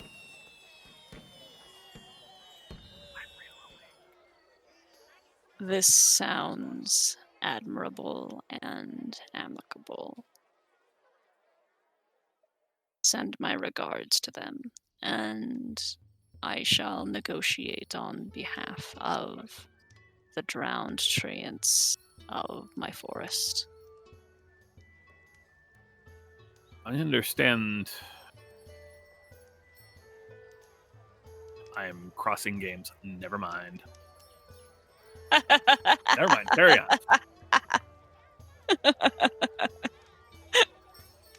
I will do so, thank you, and then leave. Okay.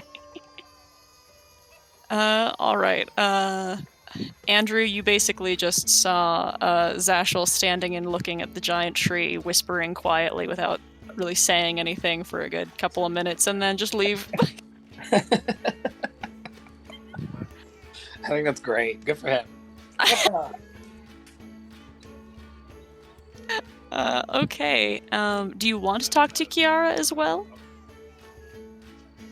Yes. Yeah. I'm assuming with similar intention. Yes.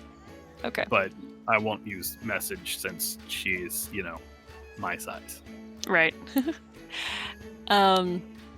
Yeah, she's kind of pushing off some guards and everything and laughing and seems happy and comfortable with where she is, and when you approach she puts on a little bit more of a professional Shuts expression. down immediately. No, she absolutely doesn't do that, but she changes her demeanor as the commander and the representative of the fort.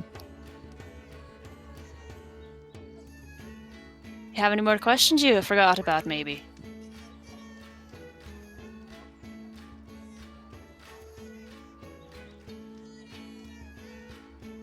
Sorry, it's brain drink. No, this is something different.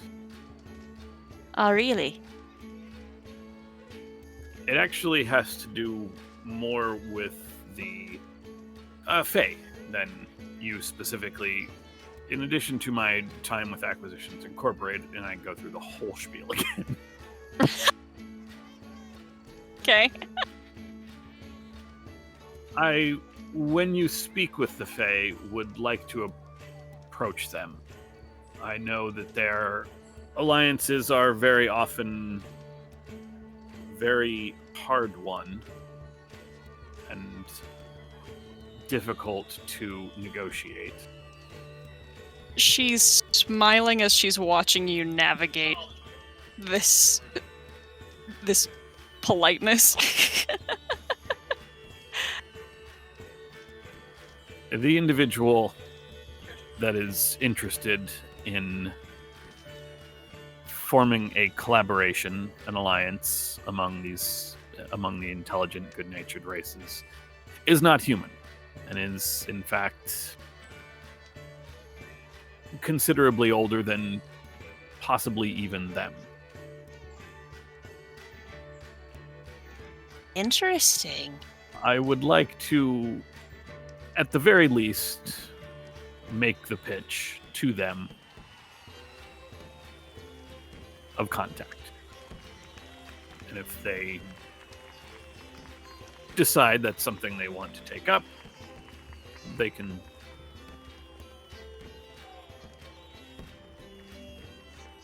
either send a message with me, or I can arrange for this particular patron to contact them. All right. Well, you have excellent timing. And she puts her arm around your shoulder, like really hard, and shakes you a little. Because I'm about to go and... Sandwiched in between Kiara and Dasani. All right. Yeah. I'm about to go and meet them at the gate right now. And she starts pulling you towards the front entrance to the keep. Should I summon the others? I should probably. Yeah, you can do that. I'm asking her. Should I summon the other members of my franchise? I don't give a shit. I will go down the message list, contact list. Boom, boom, boom. Okay. Does everyone follow, or does nobody else care? It's only 120 feet, so. I'm gonna say we'll give the benefit of the doubt. You can still do this. Yop will head over. Yeah, I will head over, but I do need to beat that card game to win a thing for Yop.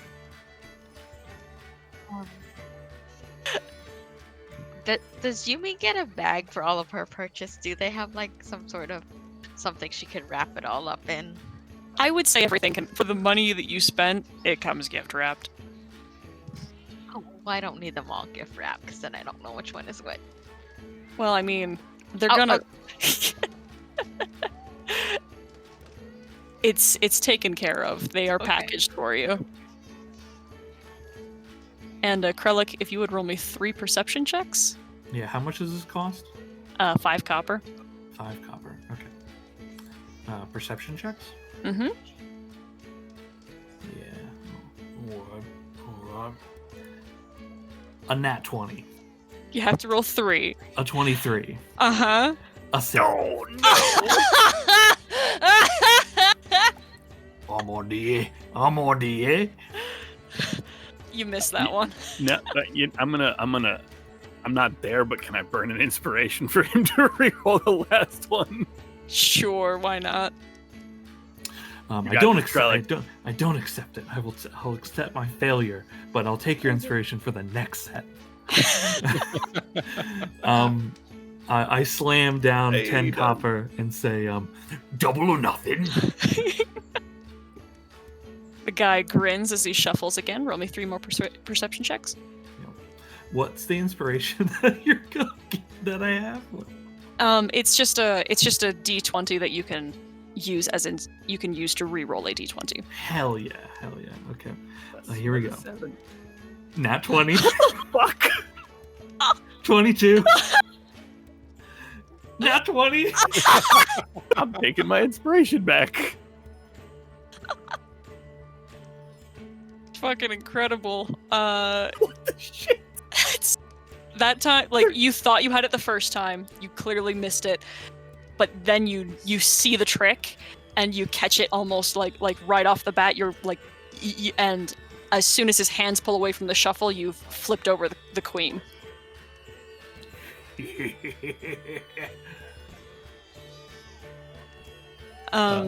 Needle scratch. Q. Huey Lewis. That's the power of love.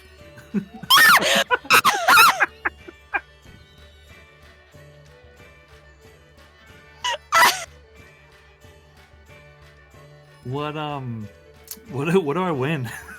It's a fucking tin medallion with the logo for the Wild Flame Pact pressed into it. It's painted yellow. It's a piece of garbage. It's basically a bottle cap on a string. Yeah. Cool. I lay down a gold and I say, Give me another. Question: is this like tokens that you can redeem if you win enough? No, it's a kid's game.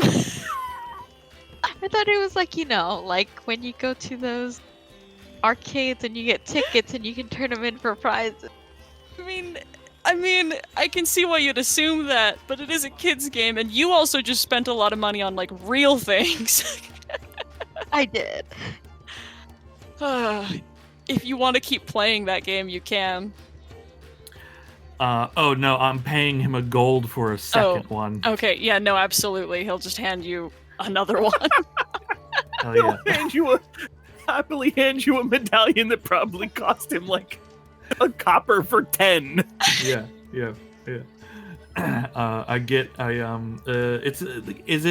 Is it like a pin or is it on like an actual like lanyard kind of situation? It's like on a piece of ribbon or string or something as a put around your neck kind of deal. Cool.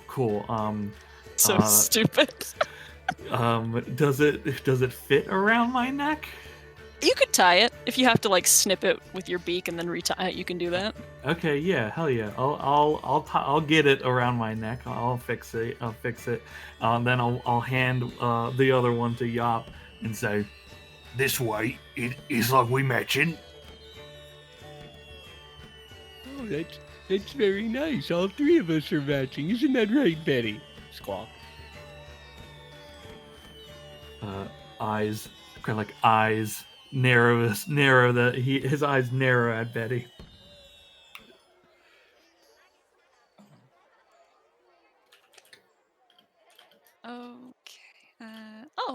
at 10 minutes, folks. Sarah, wait, quick question. You said when I was talking to that fortune teller, it was how many? It was 10 gold? Mhm. Okay, just wanted to double check. I kind of erased one of my one of my numbers. I'm pretty sure it was an 8, but I don't know. Whoop. Well, yeah, we'll go with 8. Okay. All right.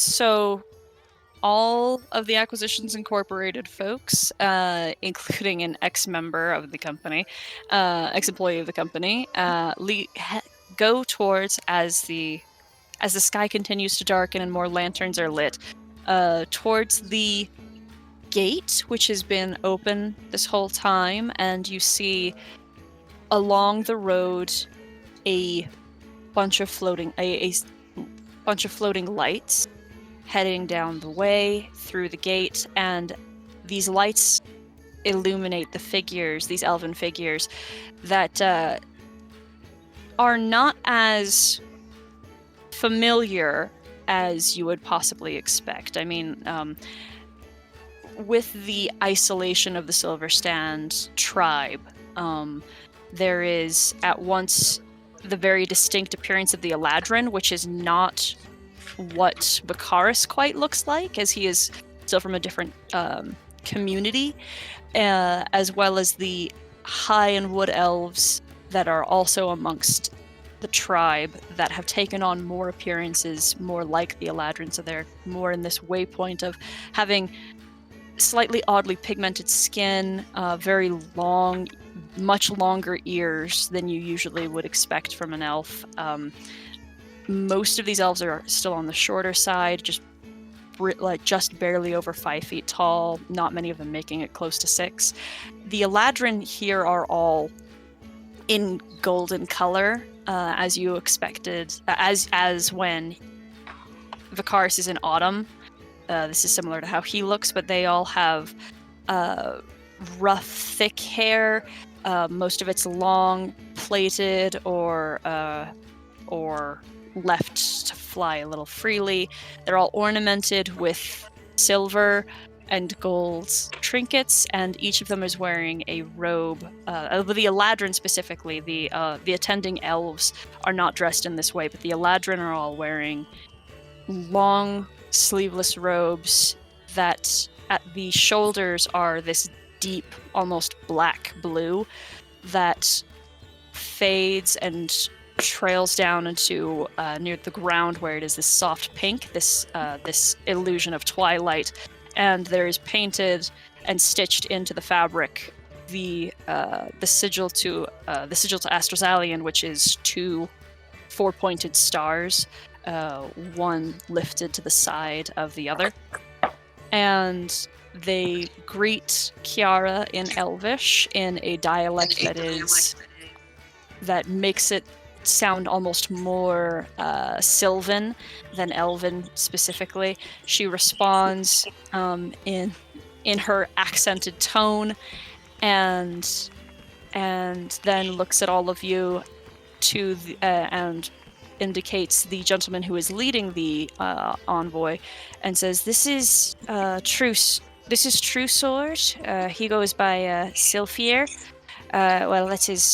He goes by True Sword. His name is Silfier. It's complicated. Everyone has like an earned name, but call him as you like. He'll be in charge of letting you through after we've conversed. He doesn't speak much common." And he nods and bows to all of you slightly, and when he rises, he has a broad and pleasant smile, and then says, "Pleasure to meet you all. You all look interesting," is the words he uses.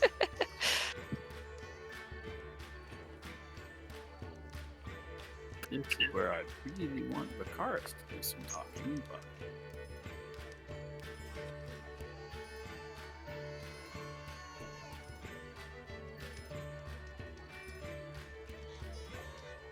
As I understand it, you were looking for an escort because you were interested in what's happening in Estrasalian. And I know for a fact that there is opportunity still in the safe times of travel for you all to maybe convene with the transporter. Yes? The one who can take you to the island? And she lightly repeats that in Elvish, and he nods. Yes, we have one who can go to the island for a short time, if that is what you are looking for, is passage.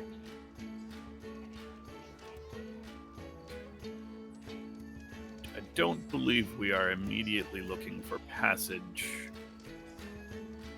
We are the Lighthouse franchise of Acquisitions Incorporated, and during some of our other business dealings, we came upon, what was it, Yop? 3 crates? Mm-hmm. 3 crates of Fey-made weapons stamped with a crest. Yop, if you will. I will use a minor illusion to show the crest. Mm-hmm. They were in possession of an individual within Saltmarsh who we suspect of criminal ties, especially smuggling. And our companion, Vicaris, who I'm sure it will be along soon to greet you all. He is from the Fae, and he was concerned that the items that we found may have been intended for the defense of Astrasalian from the upcoming Fomorian siege, during the upcoming Fomorian siege. We wanted to ensure that said items that we have discovered are where they should be. And if that involves returning them to you, that is... We don't want there to be any surprises when the fort comes under attack. We are hoping to ascertain whether there was some business dealing with this person in Saltmarsh, or whether something more unscrupulous is in process. Kiara is translating for you as you're speaking. Thank goodness. And when you finish and she finishes her repetition, he looks to the group of elves that he is with and speaks to them in Sylvan, and the Eladrin immediately vanish. They all teleport in a flurry of autumn wind and golden leaves, and they are elsewhere. The other elves then just quietly wander off in a much more subtle manner. And he recites to Kiara, and then she repeats to you, apparently this is something worth investigating. He says that there wasn't any sort of agreement made between anyone in Saltmarsh or the Silver Stand about any sort of trade or anything of that nature.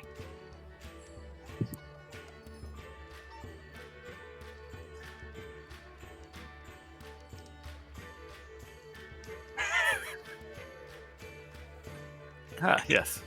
Faintly in the distance, you can hear our friend.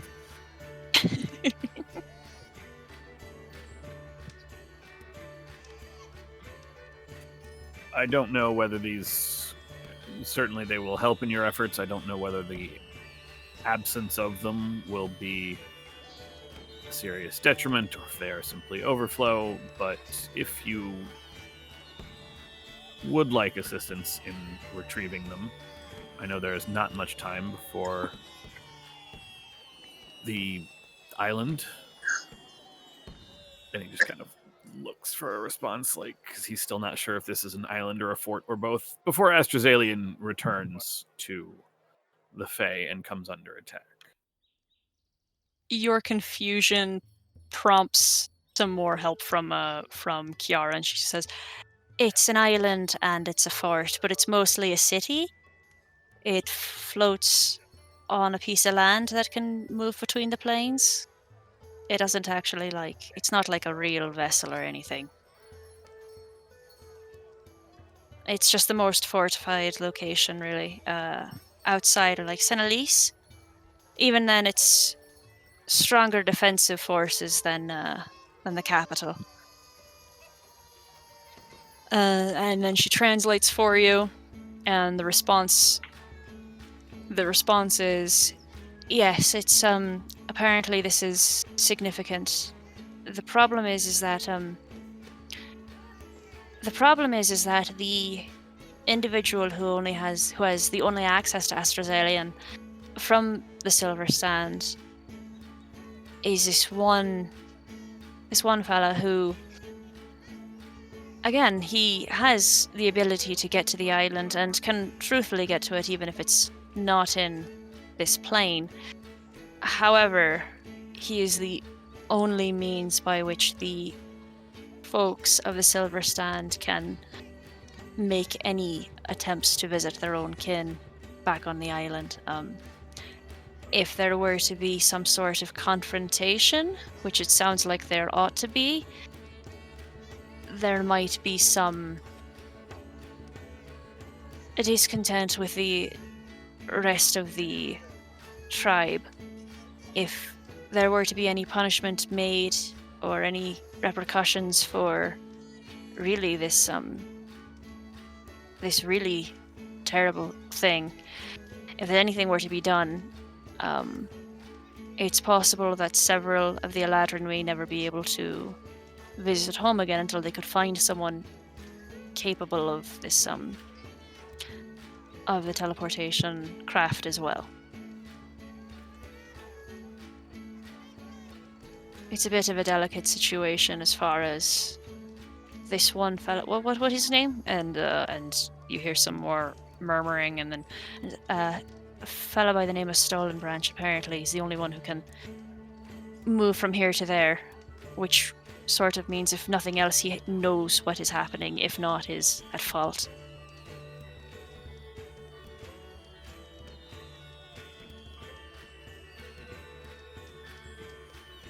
Let me make sure I understand this correctly. This Stolenbranch person is the one who ferries people between here and Astrazalian. He is able to make the journey regardless of the seasons, which means he is also the most likely candidate for having given the weapons away in the first place. Do I understand that correctly? She nods, and so does the elf.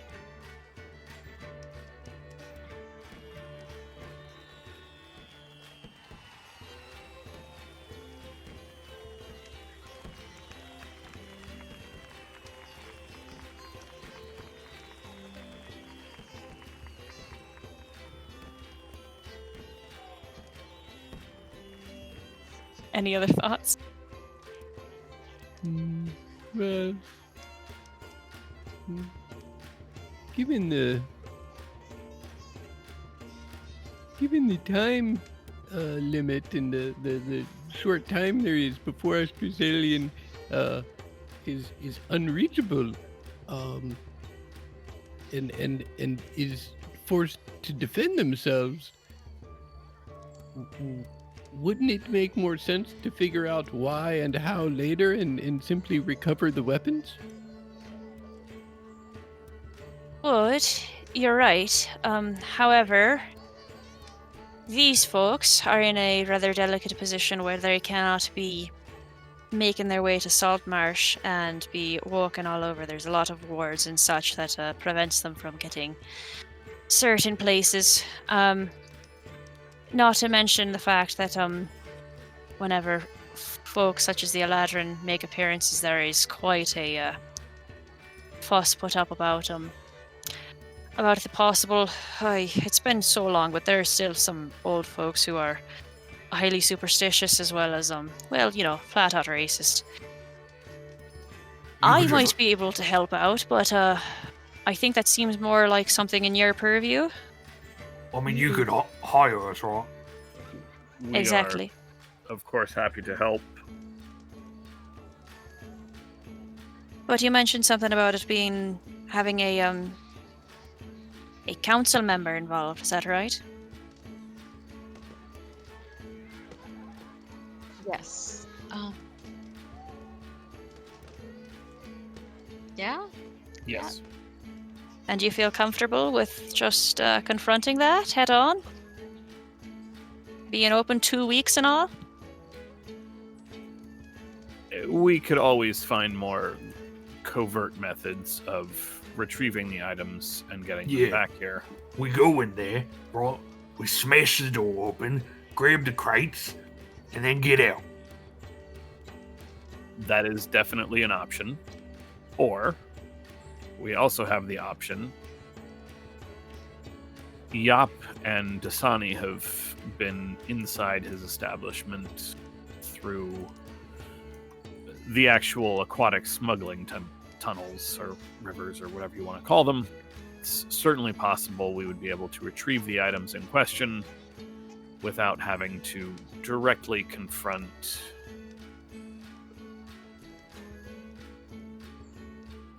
the councilman. And you'd be sure you'd be able to get everything that was stolen. I am not at all sure of that. No, that would entirely depend on what we found. We haven't been in there for a while, so I can make no guarantees, but you understand that we can at least make the attempt. It would be very helpful if our friends here could provide us with a list of what is missing. She looks to Trusor and passes that along, and he responds. He says that he's not really familiar that anything's gone specifically missing. He would have to then talk with Lord Shrain. He would then have to go and speak with someone at the island to see if they are actually missing anything. Whatever has moved through without his notice.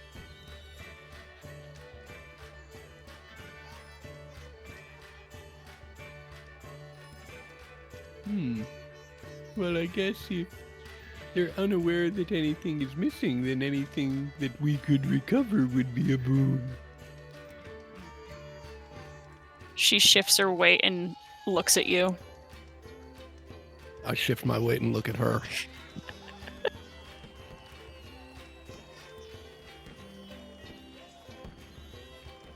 In the end, it seems like anything we can retrieve will be helpful to them in their upcoming conflict. Right. If we can acquire them without having to interrupt their ability to go home and send messages to family and such by inadvertently removing this, what did you say his name was? Stolen Branch. Stolen Branch. Apt name that the wand thief would be the one who would eventually be the one who what is it, might completely fuck up an entire year's worth of preparations. She does not translate herself to the elf. Where's that guy out there, right? Because if he's the one, then shouldn't we be after him too? I agree, but the problem is that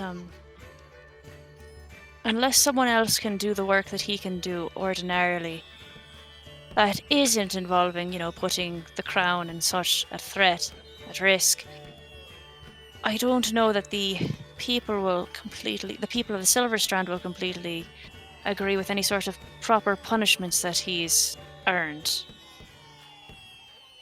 What exactly allows him to travel to Astrazalian without. He's the only one, as I understand it, and she exchanges looks with the Eladrin, who knows the entirety of the teleportation circle that allows travel to the island.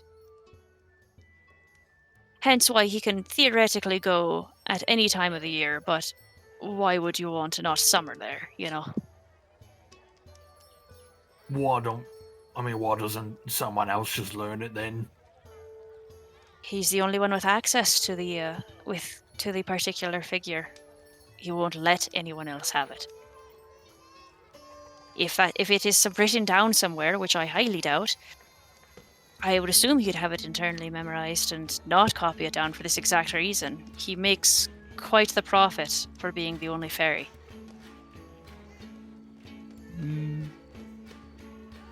So perhaps there's another opportunity for business in terms of, maybe some coercion. She raises an eyebrow. Well, just because he won't give the information voluntarily doesn't mean he won't give the information. Other eyebrow raises. Krillic cracks his knuckles. Well, if he is a criminal, he can't stand in the way of the Silver Strand people being able to return to Astrazalian. That is unacceptable. Kiara mutters to the Eladrin, who ponders what she said for a moment, and then in common says, "I do not believe that the people of my forest would be pleased with the High Matron if she were to punish Stolen Branch for his crossings. However, if there were others to do so outside Saltmarsh and outside the Silver Stand, perhaps the message will be made clear without offending my people."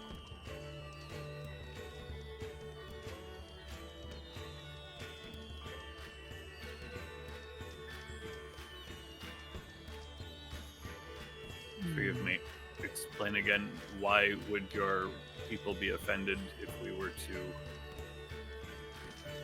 What he's saying is, if the matron of the Silver Stand were to put her foot down and to discipline Stolen Branch in any meaningful way, there's a good chance that the people will become very upset that the one way to ever see their families again, no longer is being punished. And you don't know what punishment in this context means, but it doesn't sound good. Man, if only we had a member of the Eladrin community here. Honestly, this sounds like the greatest grift I ever heard. I mean, he can do whatever he fucking wants, and nothing happen to him. I am here if you need me.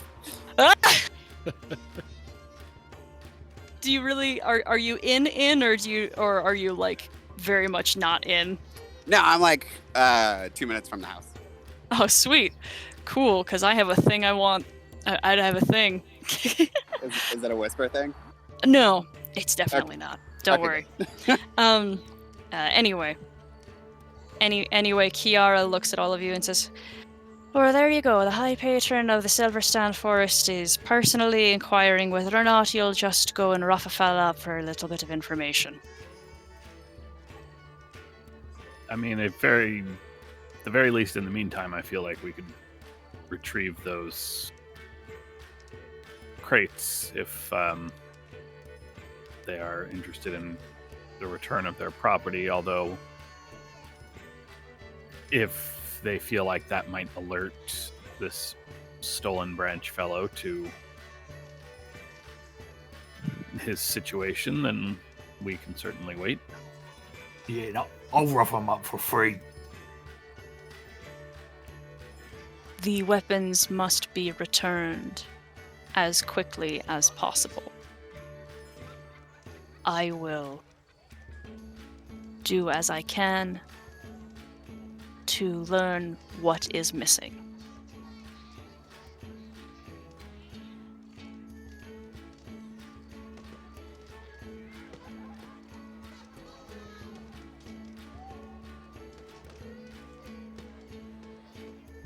Then I see two ways for us to proceed here. We can head to Saltmarsh and attempt to acquire as much as we can, and hopefully everything that we acquire is the things that you are missing. Or we can wait for you to get a list of what you are missing. That way, if we do not find all of those items where we'd expect to, we can confront this individual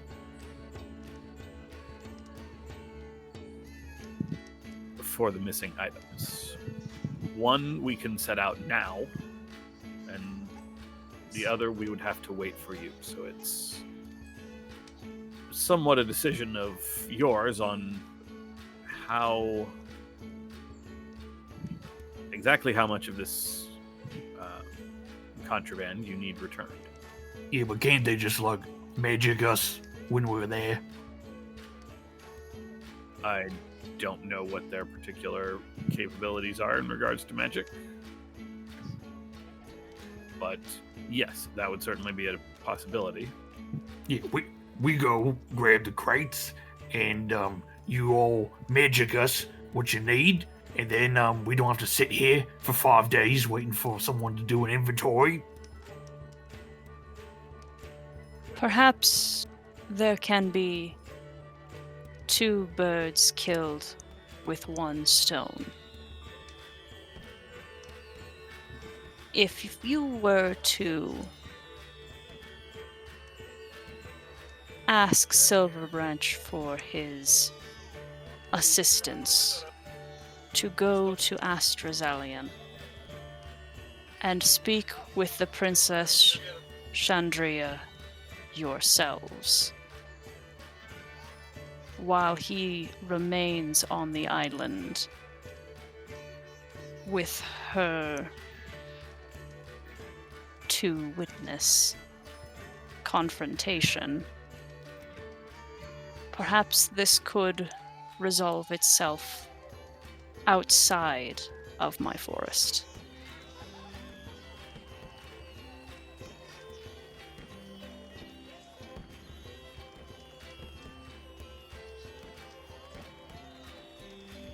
Joshua sort of looks around at everybody. That seems acceptable to me, although it will cost some time. It would give us certainly a better idea of what we are looking for. And I've got to imagine that Vicaris would be quite eager to go to Astrazalion.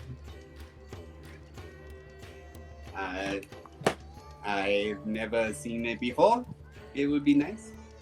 Ah, there he is. I am more concerned about the implications of the missing weapons.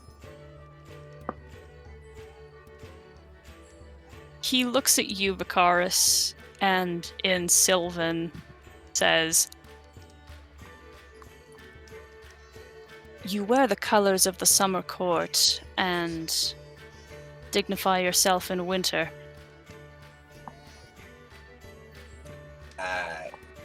Yes.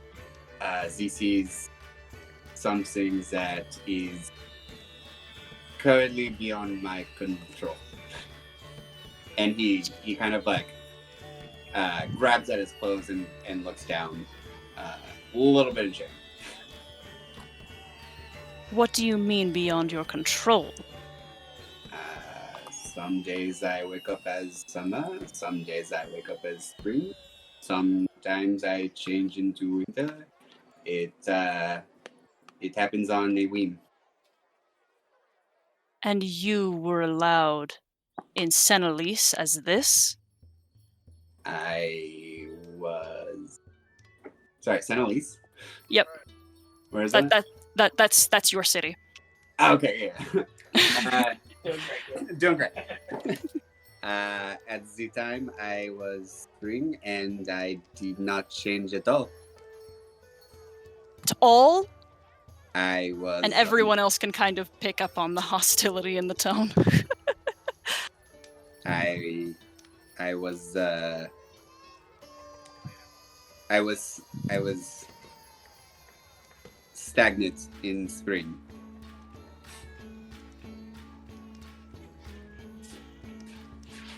A creature such as yourself, allowed in Senelise.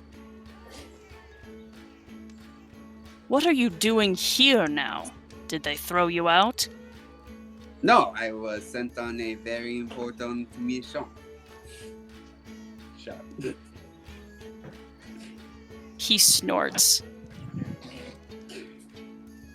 You can tell that this guy is hundreds and hundreds of years older than you. Yeah. Yeah. This was my first mission, and I plan on seeing it to its completion. But as I am the one who brought this information to you, clearly I'm not useless as you seem to think I am.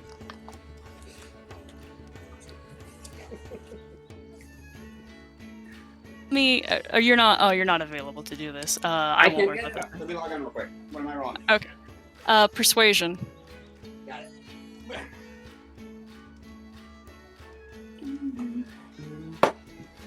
It's gonna take me a second.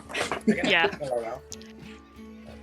Everyone else, do you have any other questions or I thoughts? do. No, we'll let Doug have the last 4 Is he minutes. saying that he didn't change before and he's changing now, or did I misunderstand that? To be fair, I am speaking in Sylvan. Yes. Oh, Yep. okay. Yep. I don't understand anything, then never mind. But that, for Monkey's sake, yes, that is what he's saying. He could not change while he was within the Feywilds and was always spring.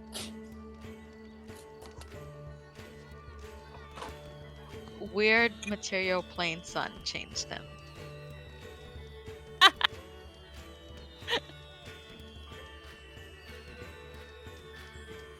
Okay. Does anyone else have any other questions then?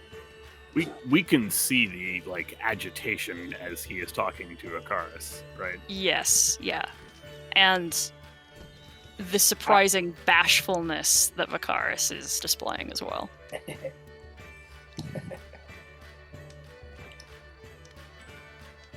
Coming at you.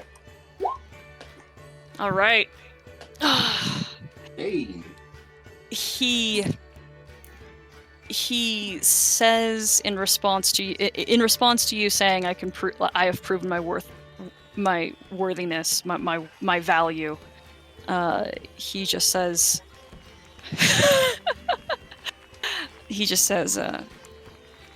we have yet to see. And he looks away from Vakaris and looks at everyone else and waits for you to either agree to this possible solution or for you to continue on with as you proposed. Either way is fine. Like, narratively, you can do whatever, but he's waiting for your response.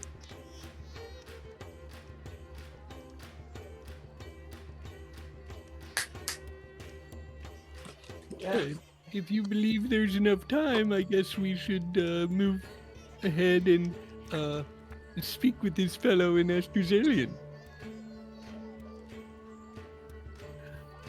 Does this mean that we get to fight a giant? I don't know about fighting a giant, but there might be some coercion in our future. I'm just throwing it out there. I would love to fight a giant. Is Stolen Branch a giant? I can't Kiara face palms. Can't imagine that that's a thing, so no, there will almost certainly not be any giants to fight at the moment. Shit. No, our biggest, I believe, if I understand the Shadowbreaker correctly, that's the other thing I meant to ask about. I will do that later. We are going into Astrazalian to essentially speak to their quartermaster, discover what is missing, and to speak to this Stolen Branch fellow in an attempt to ascertain either one, the teleportation sigil, or secondary, a more comprehensive list of what he was able to steal. Do I have that correct? Kiara nods. You know, just a thought, right? Because, like, you know, he's doing criminal shit. We could just pay him. He probably would take payment. Yes. He exclusively takes payment. Definitely an option. Yeah. Look, I want I to smash sort of figured. something in the face, but just saying, you know, we could keep him alive and use him ourselves too. Yes, my understanding is we are supposed to leave him as undamaged as possible, given he is the only one capable of facilitating communication between the realms of the Fae and the Fae who are here, which is the very reason that the Queen has not moved against him, or Queen, Regent, some leader person has not moved against him, because without him they are cut off from their friends, their family, their allies on the plane that they are not on. Yeah. I bet he don't need his legs to do that.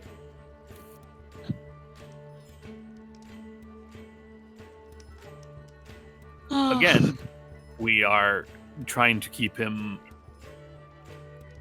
not necessarily happy, but at least willing to do his job.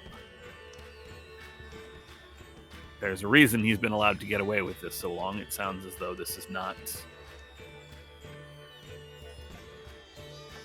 unknown, if you get my meaning.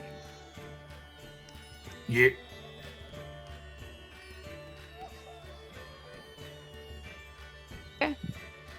If those are the terms you come to, Kiara mentions, because she knows how the rules work, she says, I'll be getting started on paperwork in the morning. So you guys have the evening to, like, we'll kind of hand wave anything, like, major kind of, but do you guys like party still, or you guys just go to an inn? Like, what do you guys like to do? What would you like to do for the night? And how would you like to go about finding accommodations? Speak to this, what's his name? I should have written down his name. The patron, True Sword? True Sword. Let me just write that down.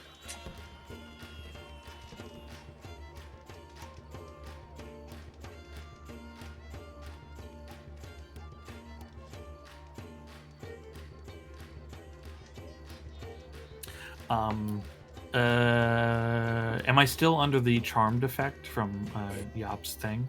I think it's been long enough. I think Yeah. you're good. Okay. It's only like a 2-hour thing. Yeah, 2 hours. That's it's been.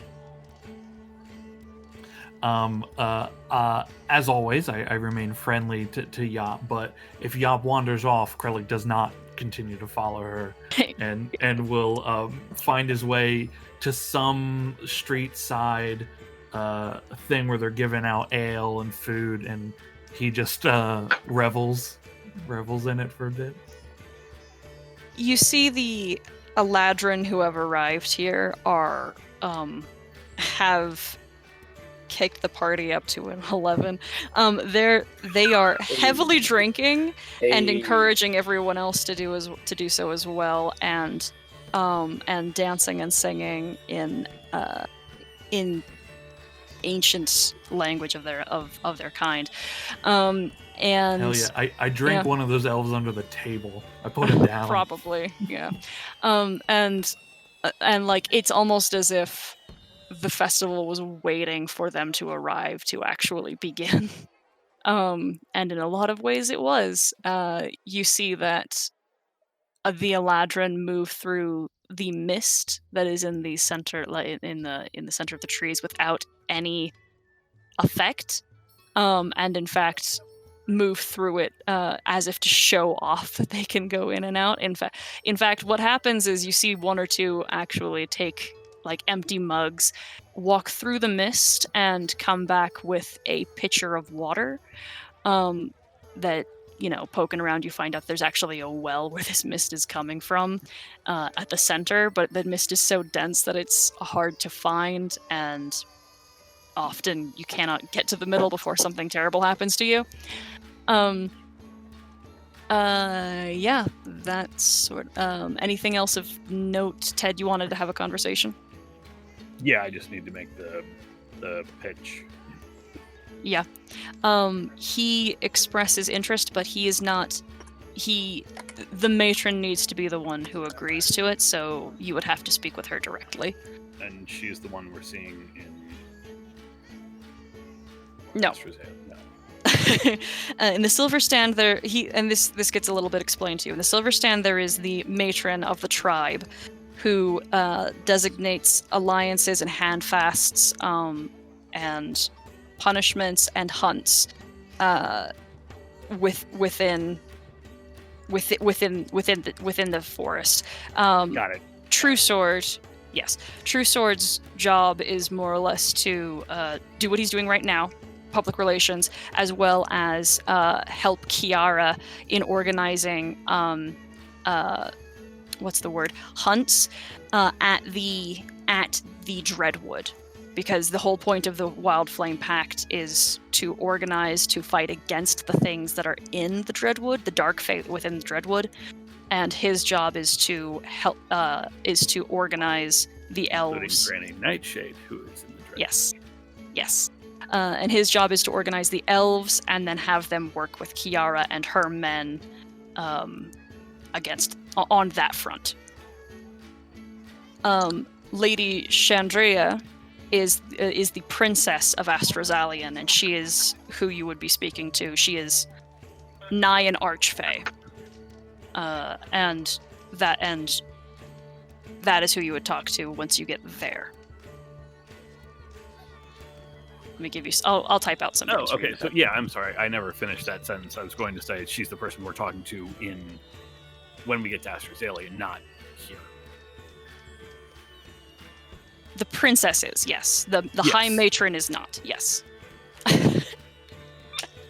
It's so many people, I'm so sorry. Is it written down? 'Cause It is!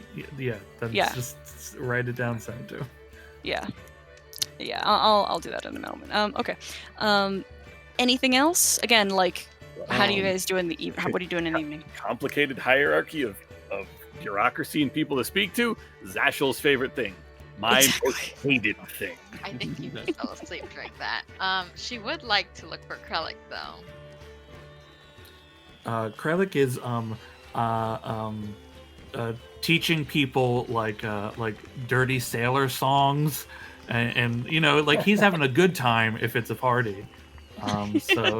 Yeah, he's like he is drunk, but he is not like hammered because he's a giant turtle person. Of course. She will approach.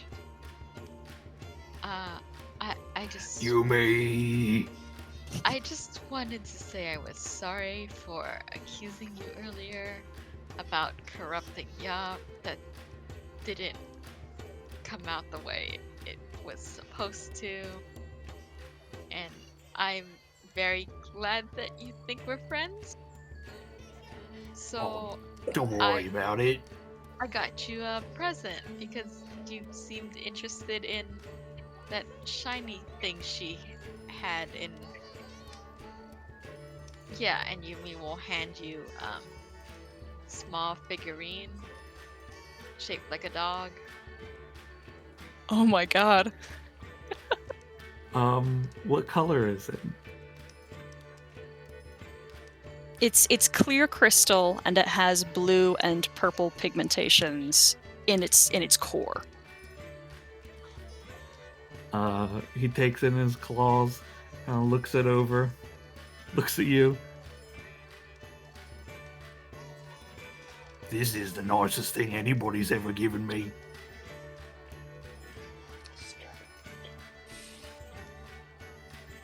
Yeah, it's good to have friends.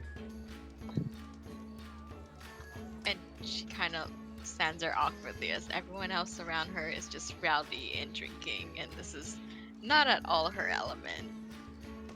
I take the little figurine, put it in a little pouch, and I pick Yumi up and hold her in the air, and just say, "You me, you me, you me, you me."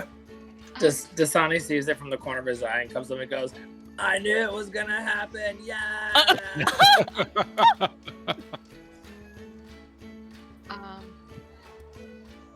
Yeah, I do believe you have to focus on it for a bit, and then it does something. I'm not quite sure what it does. I'll set her down.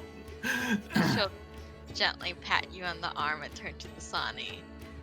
She goes, "Oh, right, I forgot to ask. Dasani, what is your favorite color?" Well, I would say blue, but I'm kind of over it. Alright, what do you like then if not blue? Just anything that's bright and makes me feel good, especially when I look at it. Anything that's bright that's not blue. Got it. Why? Do you have a gift for me too? Maybe. He looks at her. He looks at her kind of cross-eyed and like puckers up, like questioning what she's thinking about. That's a secret for later. What about you, Kralik? What color do you like?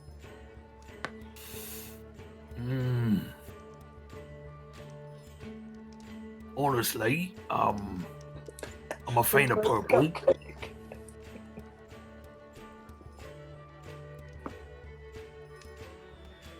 Okay, purple it is. And you see Yumi kind of pull out a piece of paper and kind of note it all down.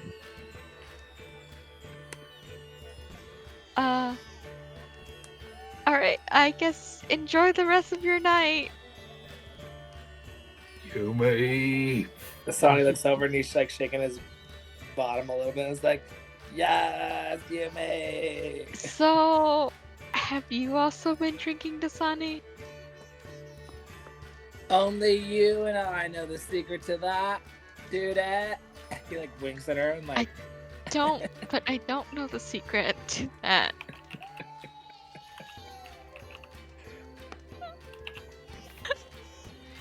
It may be yes, it may be no. Who knows? And he dances away. Oh, okay. Enjoy yourself. Wait, Be safe. Dasani, I was gonna teach you some curse words in Orcish. I'm so down for that. Bonding. I would like to walk into the mist. Okay. Roll a charisma save. Ooh, love that for me. Where are we at? Jesus. I did not mean to push that if something shows up. Yeah. Ooh, wait. Do you want to fail or do you want to succeed? I want to succeed. Okay. Do I need a reroll with inspiration? Yes. If you're going to do it, then if you're going to choose to do that, now's time. God, come on! Okay, roll the d4 for me. Oh, yay! Winter! Oh, again? That's a pity. Hold on. This is important. Otherwise, I would just say that something happens based on the time, but this is important. Okay, we've got, oh. Hold on. Yeah, fuck. That's a bad idea. Okay, that's the game. All right, let's get guys stuck. See me whisper. All right. This is very weird, Vicaris. Even for you. I was gonna say that's a pretty common word for me. Yeah. You step back out of the fog and you feel your skin lighten a little, and you feel something itching under your skin. You see that some of the tattoos that you have, like, you recognize, like, part of the whole tattooing thing is to indicate, even after the changing of your seasons and all the other things that can happen to an Eladrin, help you remember who is who and how old you, and also indicate like how old you are and your rank and all of these other things. And some of these tattoos fade as you de-age by 9 years. Oh. Did you just roll on the wild surge? Yeah, it did. Alright. And you come out of the forest still in winter, and one of the autumnal Eladrin who's there dances up to you and looks at you sideways. You're weird. What's your deal? I am an Eladrin as you. She tugs on your green vestments and says, right, and then lets them go. I tap her hand, kind of like, I don't want to slap to hurt her or anything, but like, don't touch me. Hoping that curses her. Absolutely not. Yeah, I figured. Yeah. Can I run back in? Sure. Make another charisma save. Fuck this fog. Fuck this fog. Oh, God damn it. Damn. Make another d4. Roll another d4 for me. Guys, I'm gonna blow up. Autumn. You come back out of the fog, and every Eladrin, there's maybe 3 or 4 near you, freezes and stares at you. Make an insight check. Alright, 1 sec.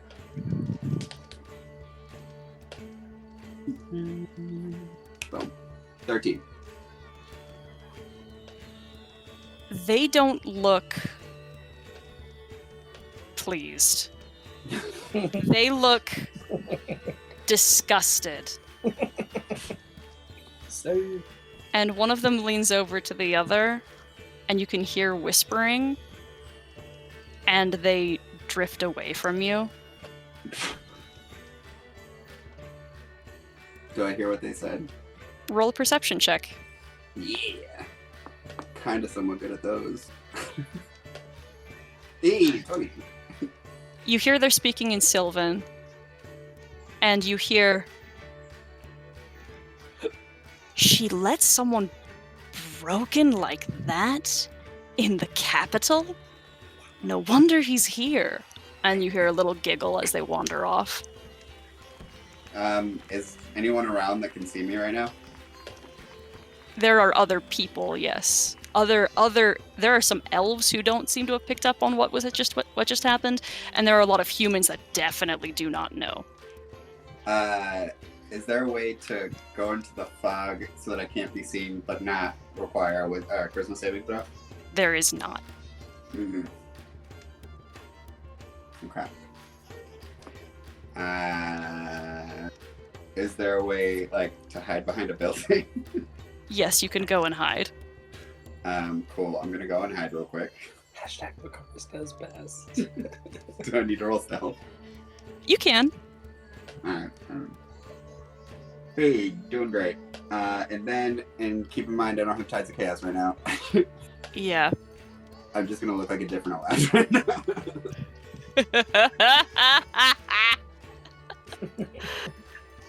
Give me one moment. Oh, that looks like Summer.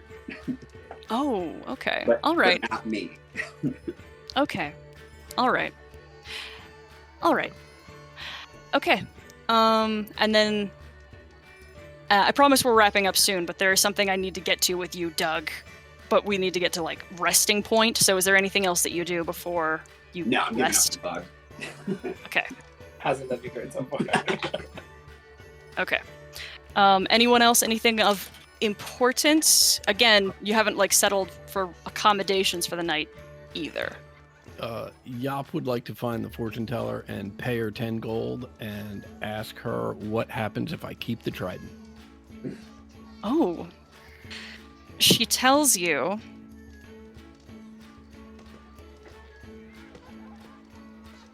this is a channeling beacon to a force stronger than you. Ooh. And likes having a vessel by which it can craft its own mark upon the earth. You hold on to this, you are a tool in someone else's hands.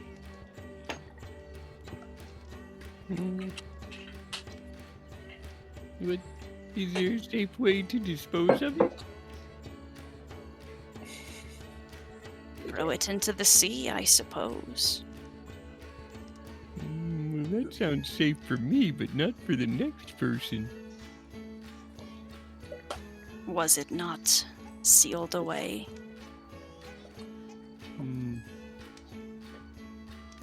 Yes, but then somebody found it. I'm curious if there's a way to make sure that no one gets their hands on it.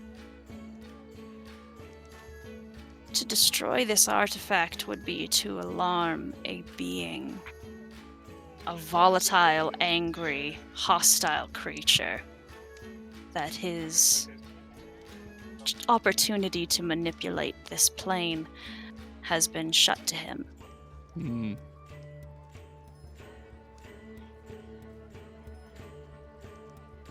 Okay, thank you.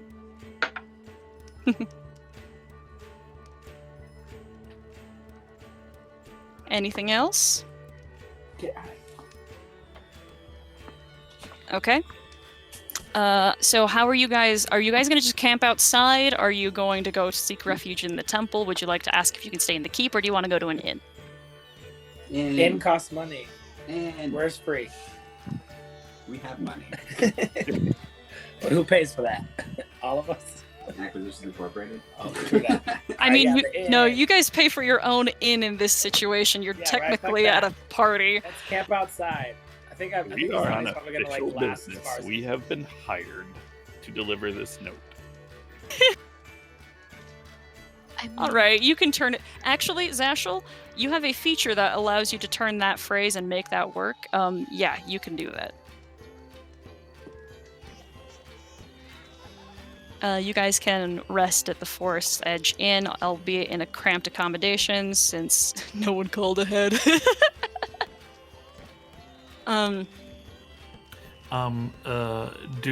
Do people sleep outside during the festival? Like, does the party just like go on? until you drop.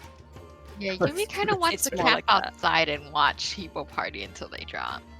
You can do that, because that's pretty much what happens. We can post up in those trees right there. I've got an hour. of Yeah. business. Yeah. Let's Yeah, try I to was climb the trees again. Yeah, I was thinking of hanging out by those trees, and then Krellick would like just curl up in his shell and sleep out there for the night. Do that. Yumi The- would like to climb a tree. When you say the trees, are you talking about the spring trees or the silver stand trees? Like the silver sentry, the trees in the forest, like outside the town, near the town. Oh, Okay. The ones in the center here, Dasani, are the ones with the mist that make bad things happen to your body. okay, no, we won't do that. Change our mind. And if you try to leave the city and head towards the forest, you will be stopped because, as I've said before, nothing enters the woods without the elves' knowledge. Are there any trees in the city that is not the big misty tree, like just by people's houses? Sure. You can sleep in someone's yard, sure. And Hell Yumi yeah. says she's not a partier. Hell Wait, yeah. No, You're not a drunk partier people until at you pass out parties on someone's do front weird lawn. things all the time. You're gonna climb Hell into yeah. someone's tree in their yard. Let's go. All right. Krellick ends up with 5 more of those medals tied to the spikes on his shell. Okay. And empty beer cups all around him. Okay, so we're gonna.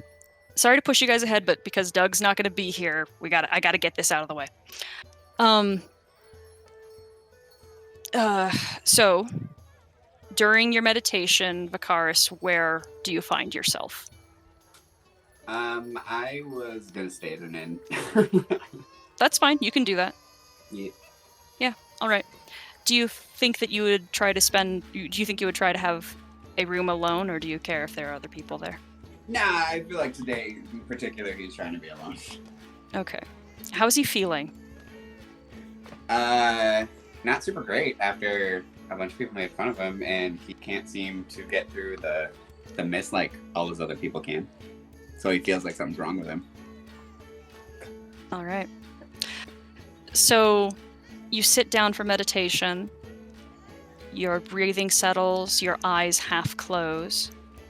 And what meditation usually is a small exploration of your own past, the possibilities of the future, readying yourself for the next day by looking to what has happened to you in this incarnation of yourself and in past reincarnations of yourself. But that doesn't happen this time. You feel like you are hijacked. In fact, what you actually remember is very much not what you would like to be thinking about.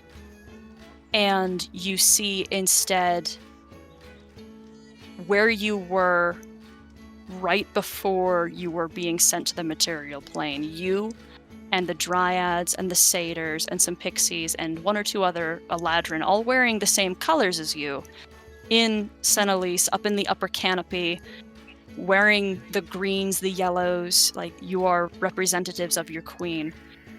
And the instruction that you are given, and then the beginning of the incantation to teleport you.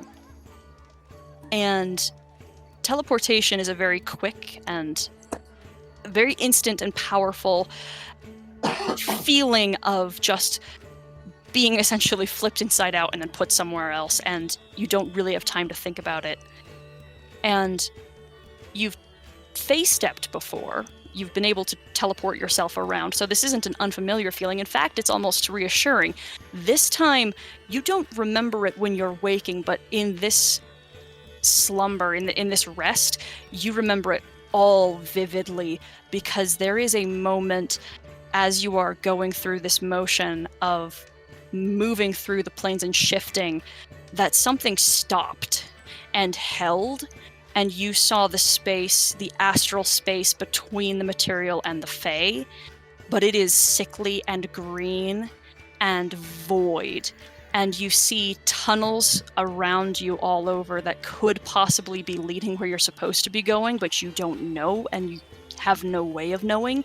And you see everyone else who is supposed to be with you falling through these portals and these tunnels, and you cannot reach them, and they are calling out for help, and there is nothing that you can do.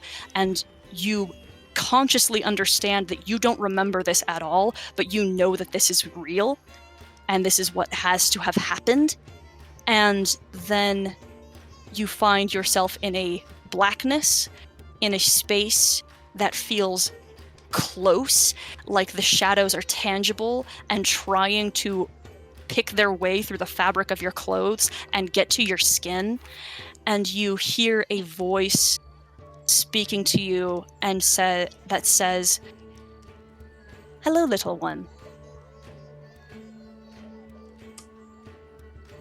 Hi? I understand that you are beginning to comprehend how odd you are. Well, I'm starting to think that other people don't experience the things that I experience. No. And a face pulls from the shadow, and with it, a body as well. A figure who is tall, thin, with pale skin and beautiful hair and a crown of horns and dark eyes. And she says, I must say that this is partially my own fault. But not for harmful reasons, not to harm you. And now that you're kind of understanding a little bit more the reality of what this is, you now know that you are in the present moment, not in this memory that you were just experiencing. And she says, you are a little, should we say, fractured? Is there something wrong with me? There doesn't have to be. Is it my fault? No, dear. This is not your fault. But I can fix it for you. What would it require? I understand you have ambition. Yes. I do as well. And it just so happens that you and I seek very similar things. I need you only to continue as you have been. And to gain the favor of my sister. And then perhaps I will not make you do the same thing twice. You're good, you go. Perhaps if you were to assist me, I could give you back the control that you need. What type of help do you need? You're very good at listening, yes? I like to think so. And are you very good at keeping people's favor? I thought so before today. Perhaps with my help you can get better at both. I need you to do just exactly what you always have wanted. And with every breath, every word from Titania's lips, I need you to tell me her thoughts, her intentions. I need you to be ears for me. You want me to be your spy? She grins. Is this to help or to hurt Titania? It doesn't have to be for either.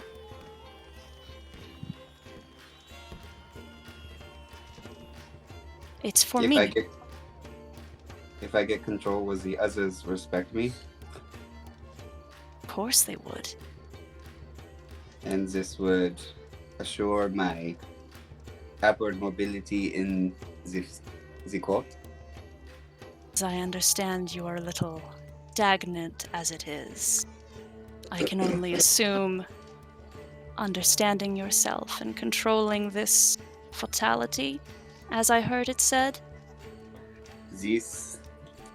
I have a plan.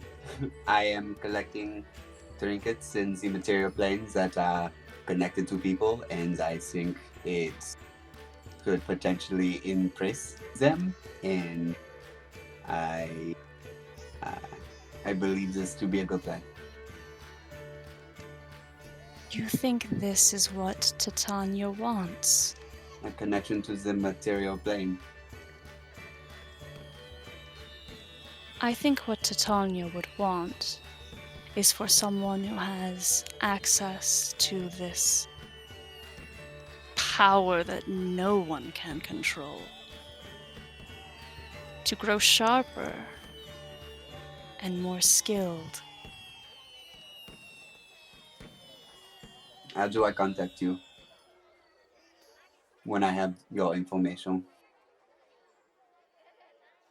She steps back, but she doesn't move. She just drifts backwards, and she is enshrouded in blackness. And you wake. What season would you like to be in? Ooh, gosh, I guess that depends on what we're doing tomorrow. I've never. I'll give you an opportunity to be flexible with this. This is still, you're not quite rested yet. You know what? I already know. I'd want to be back to spring. Okay.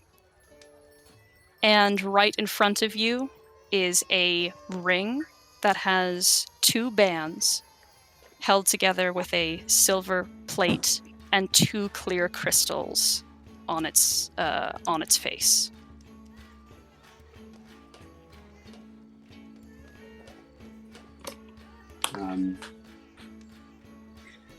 Hi, can you hear me? You don't hear anything, but the stones react to your touch. I will give you I have a magic item for you that I think you'll really like. Sorcerer Special. And that's where we're going to end it for tonight. Thanks for bearing with me as we went like half an hour long, folks. Sorry, guys. Oh man, No that was worries. interesting, but I'm like major bad vibes. This is not going anywhere good. Nope. No, it's not. A pre That sounded all right to me.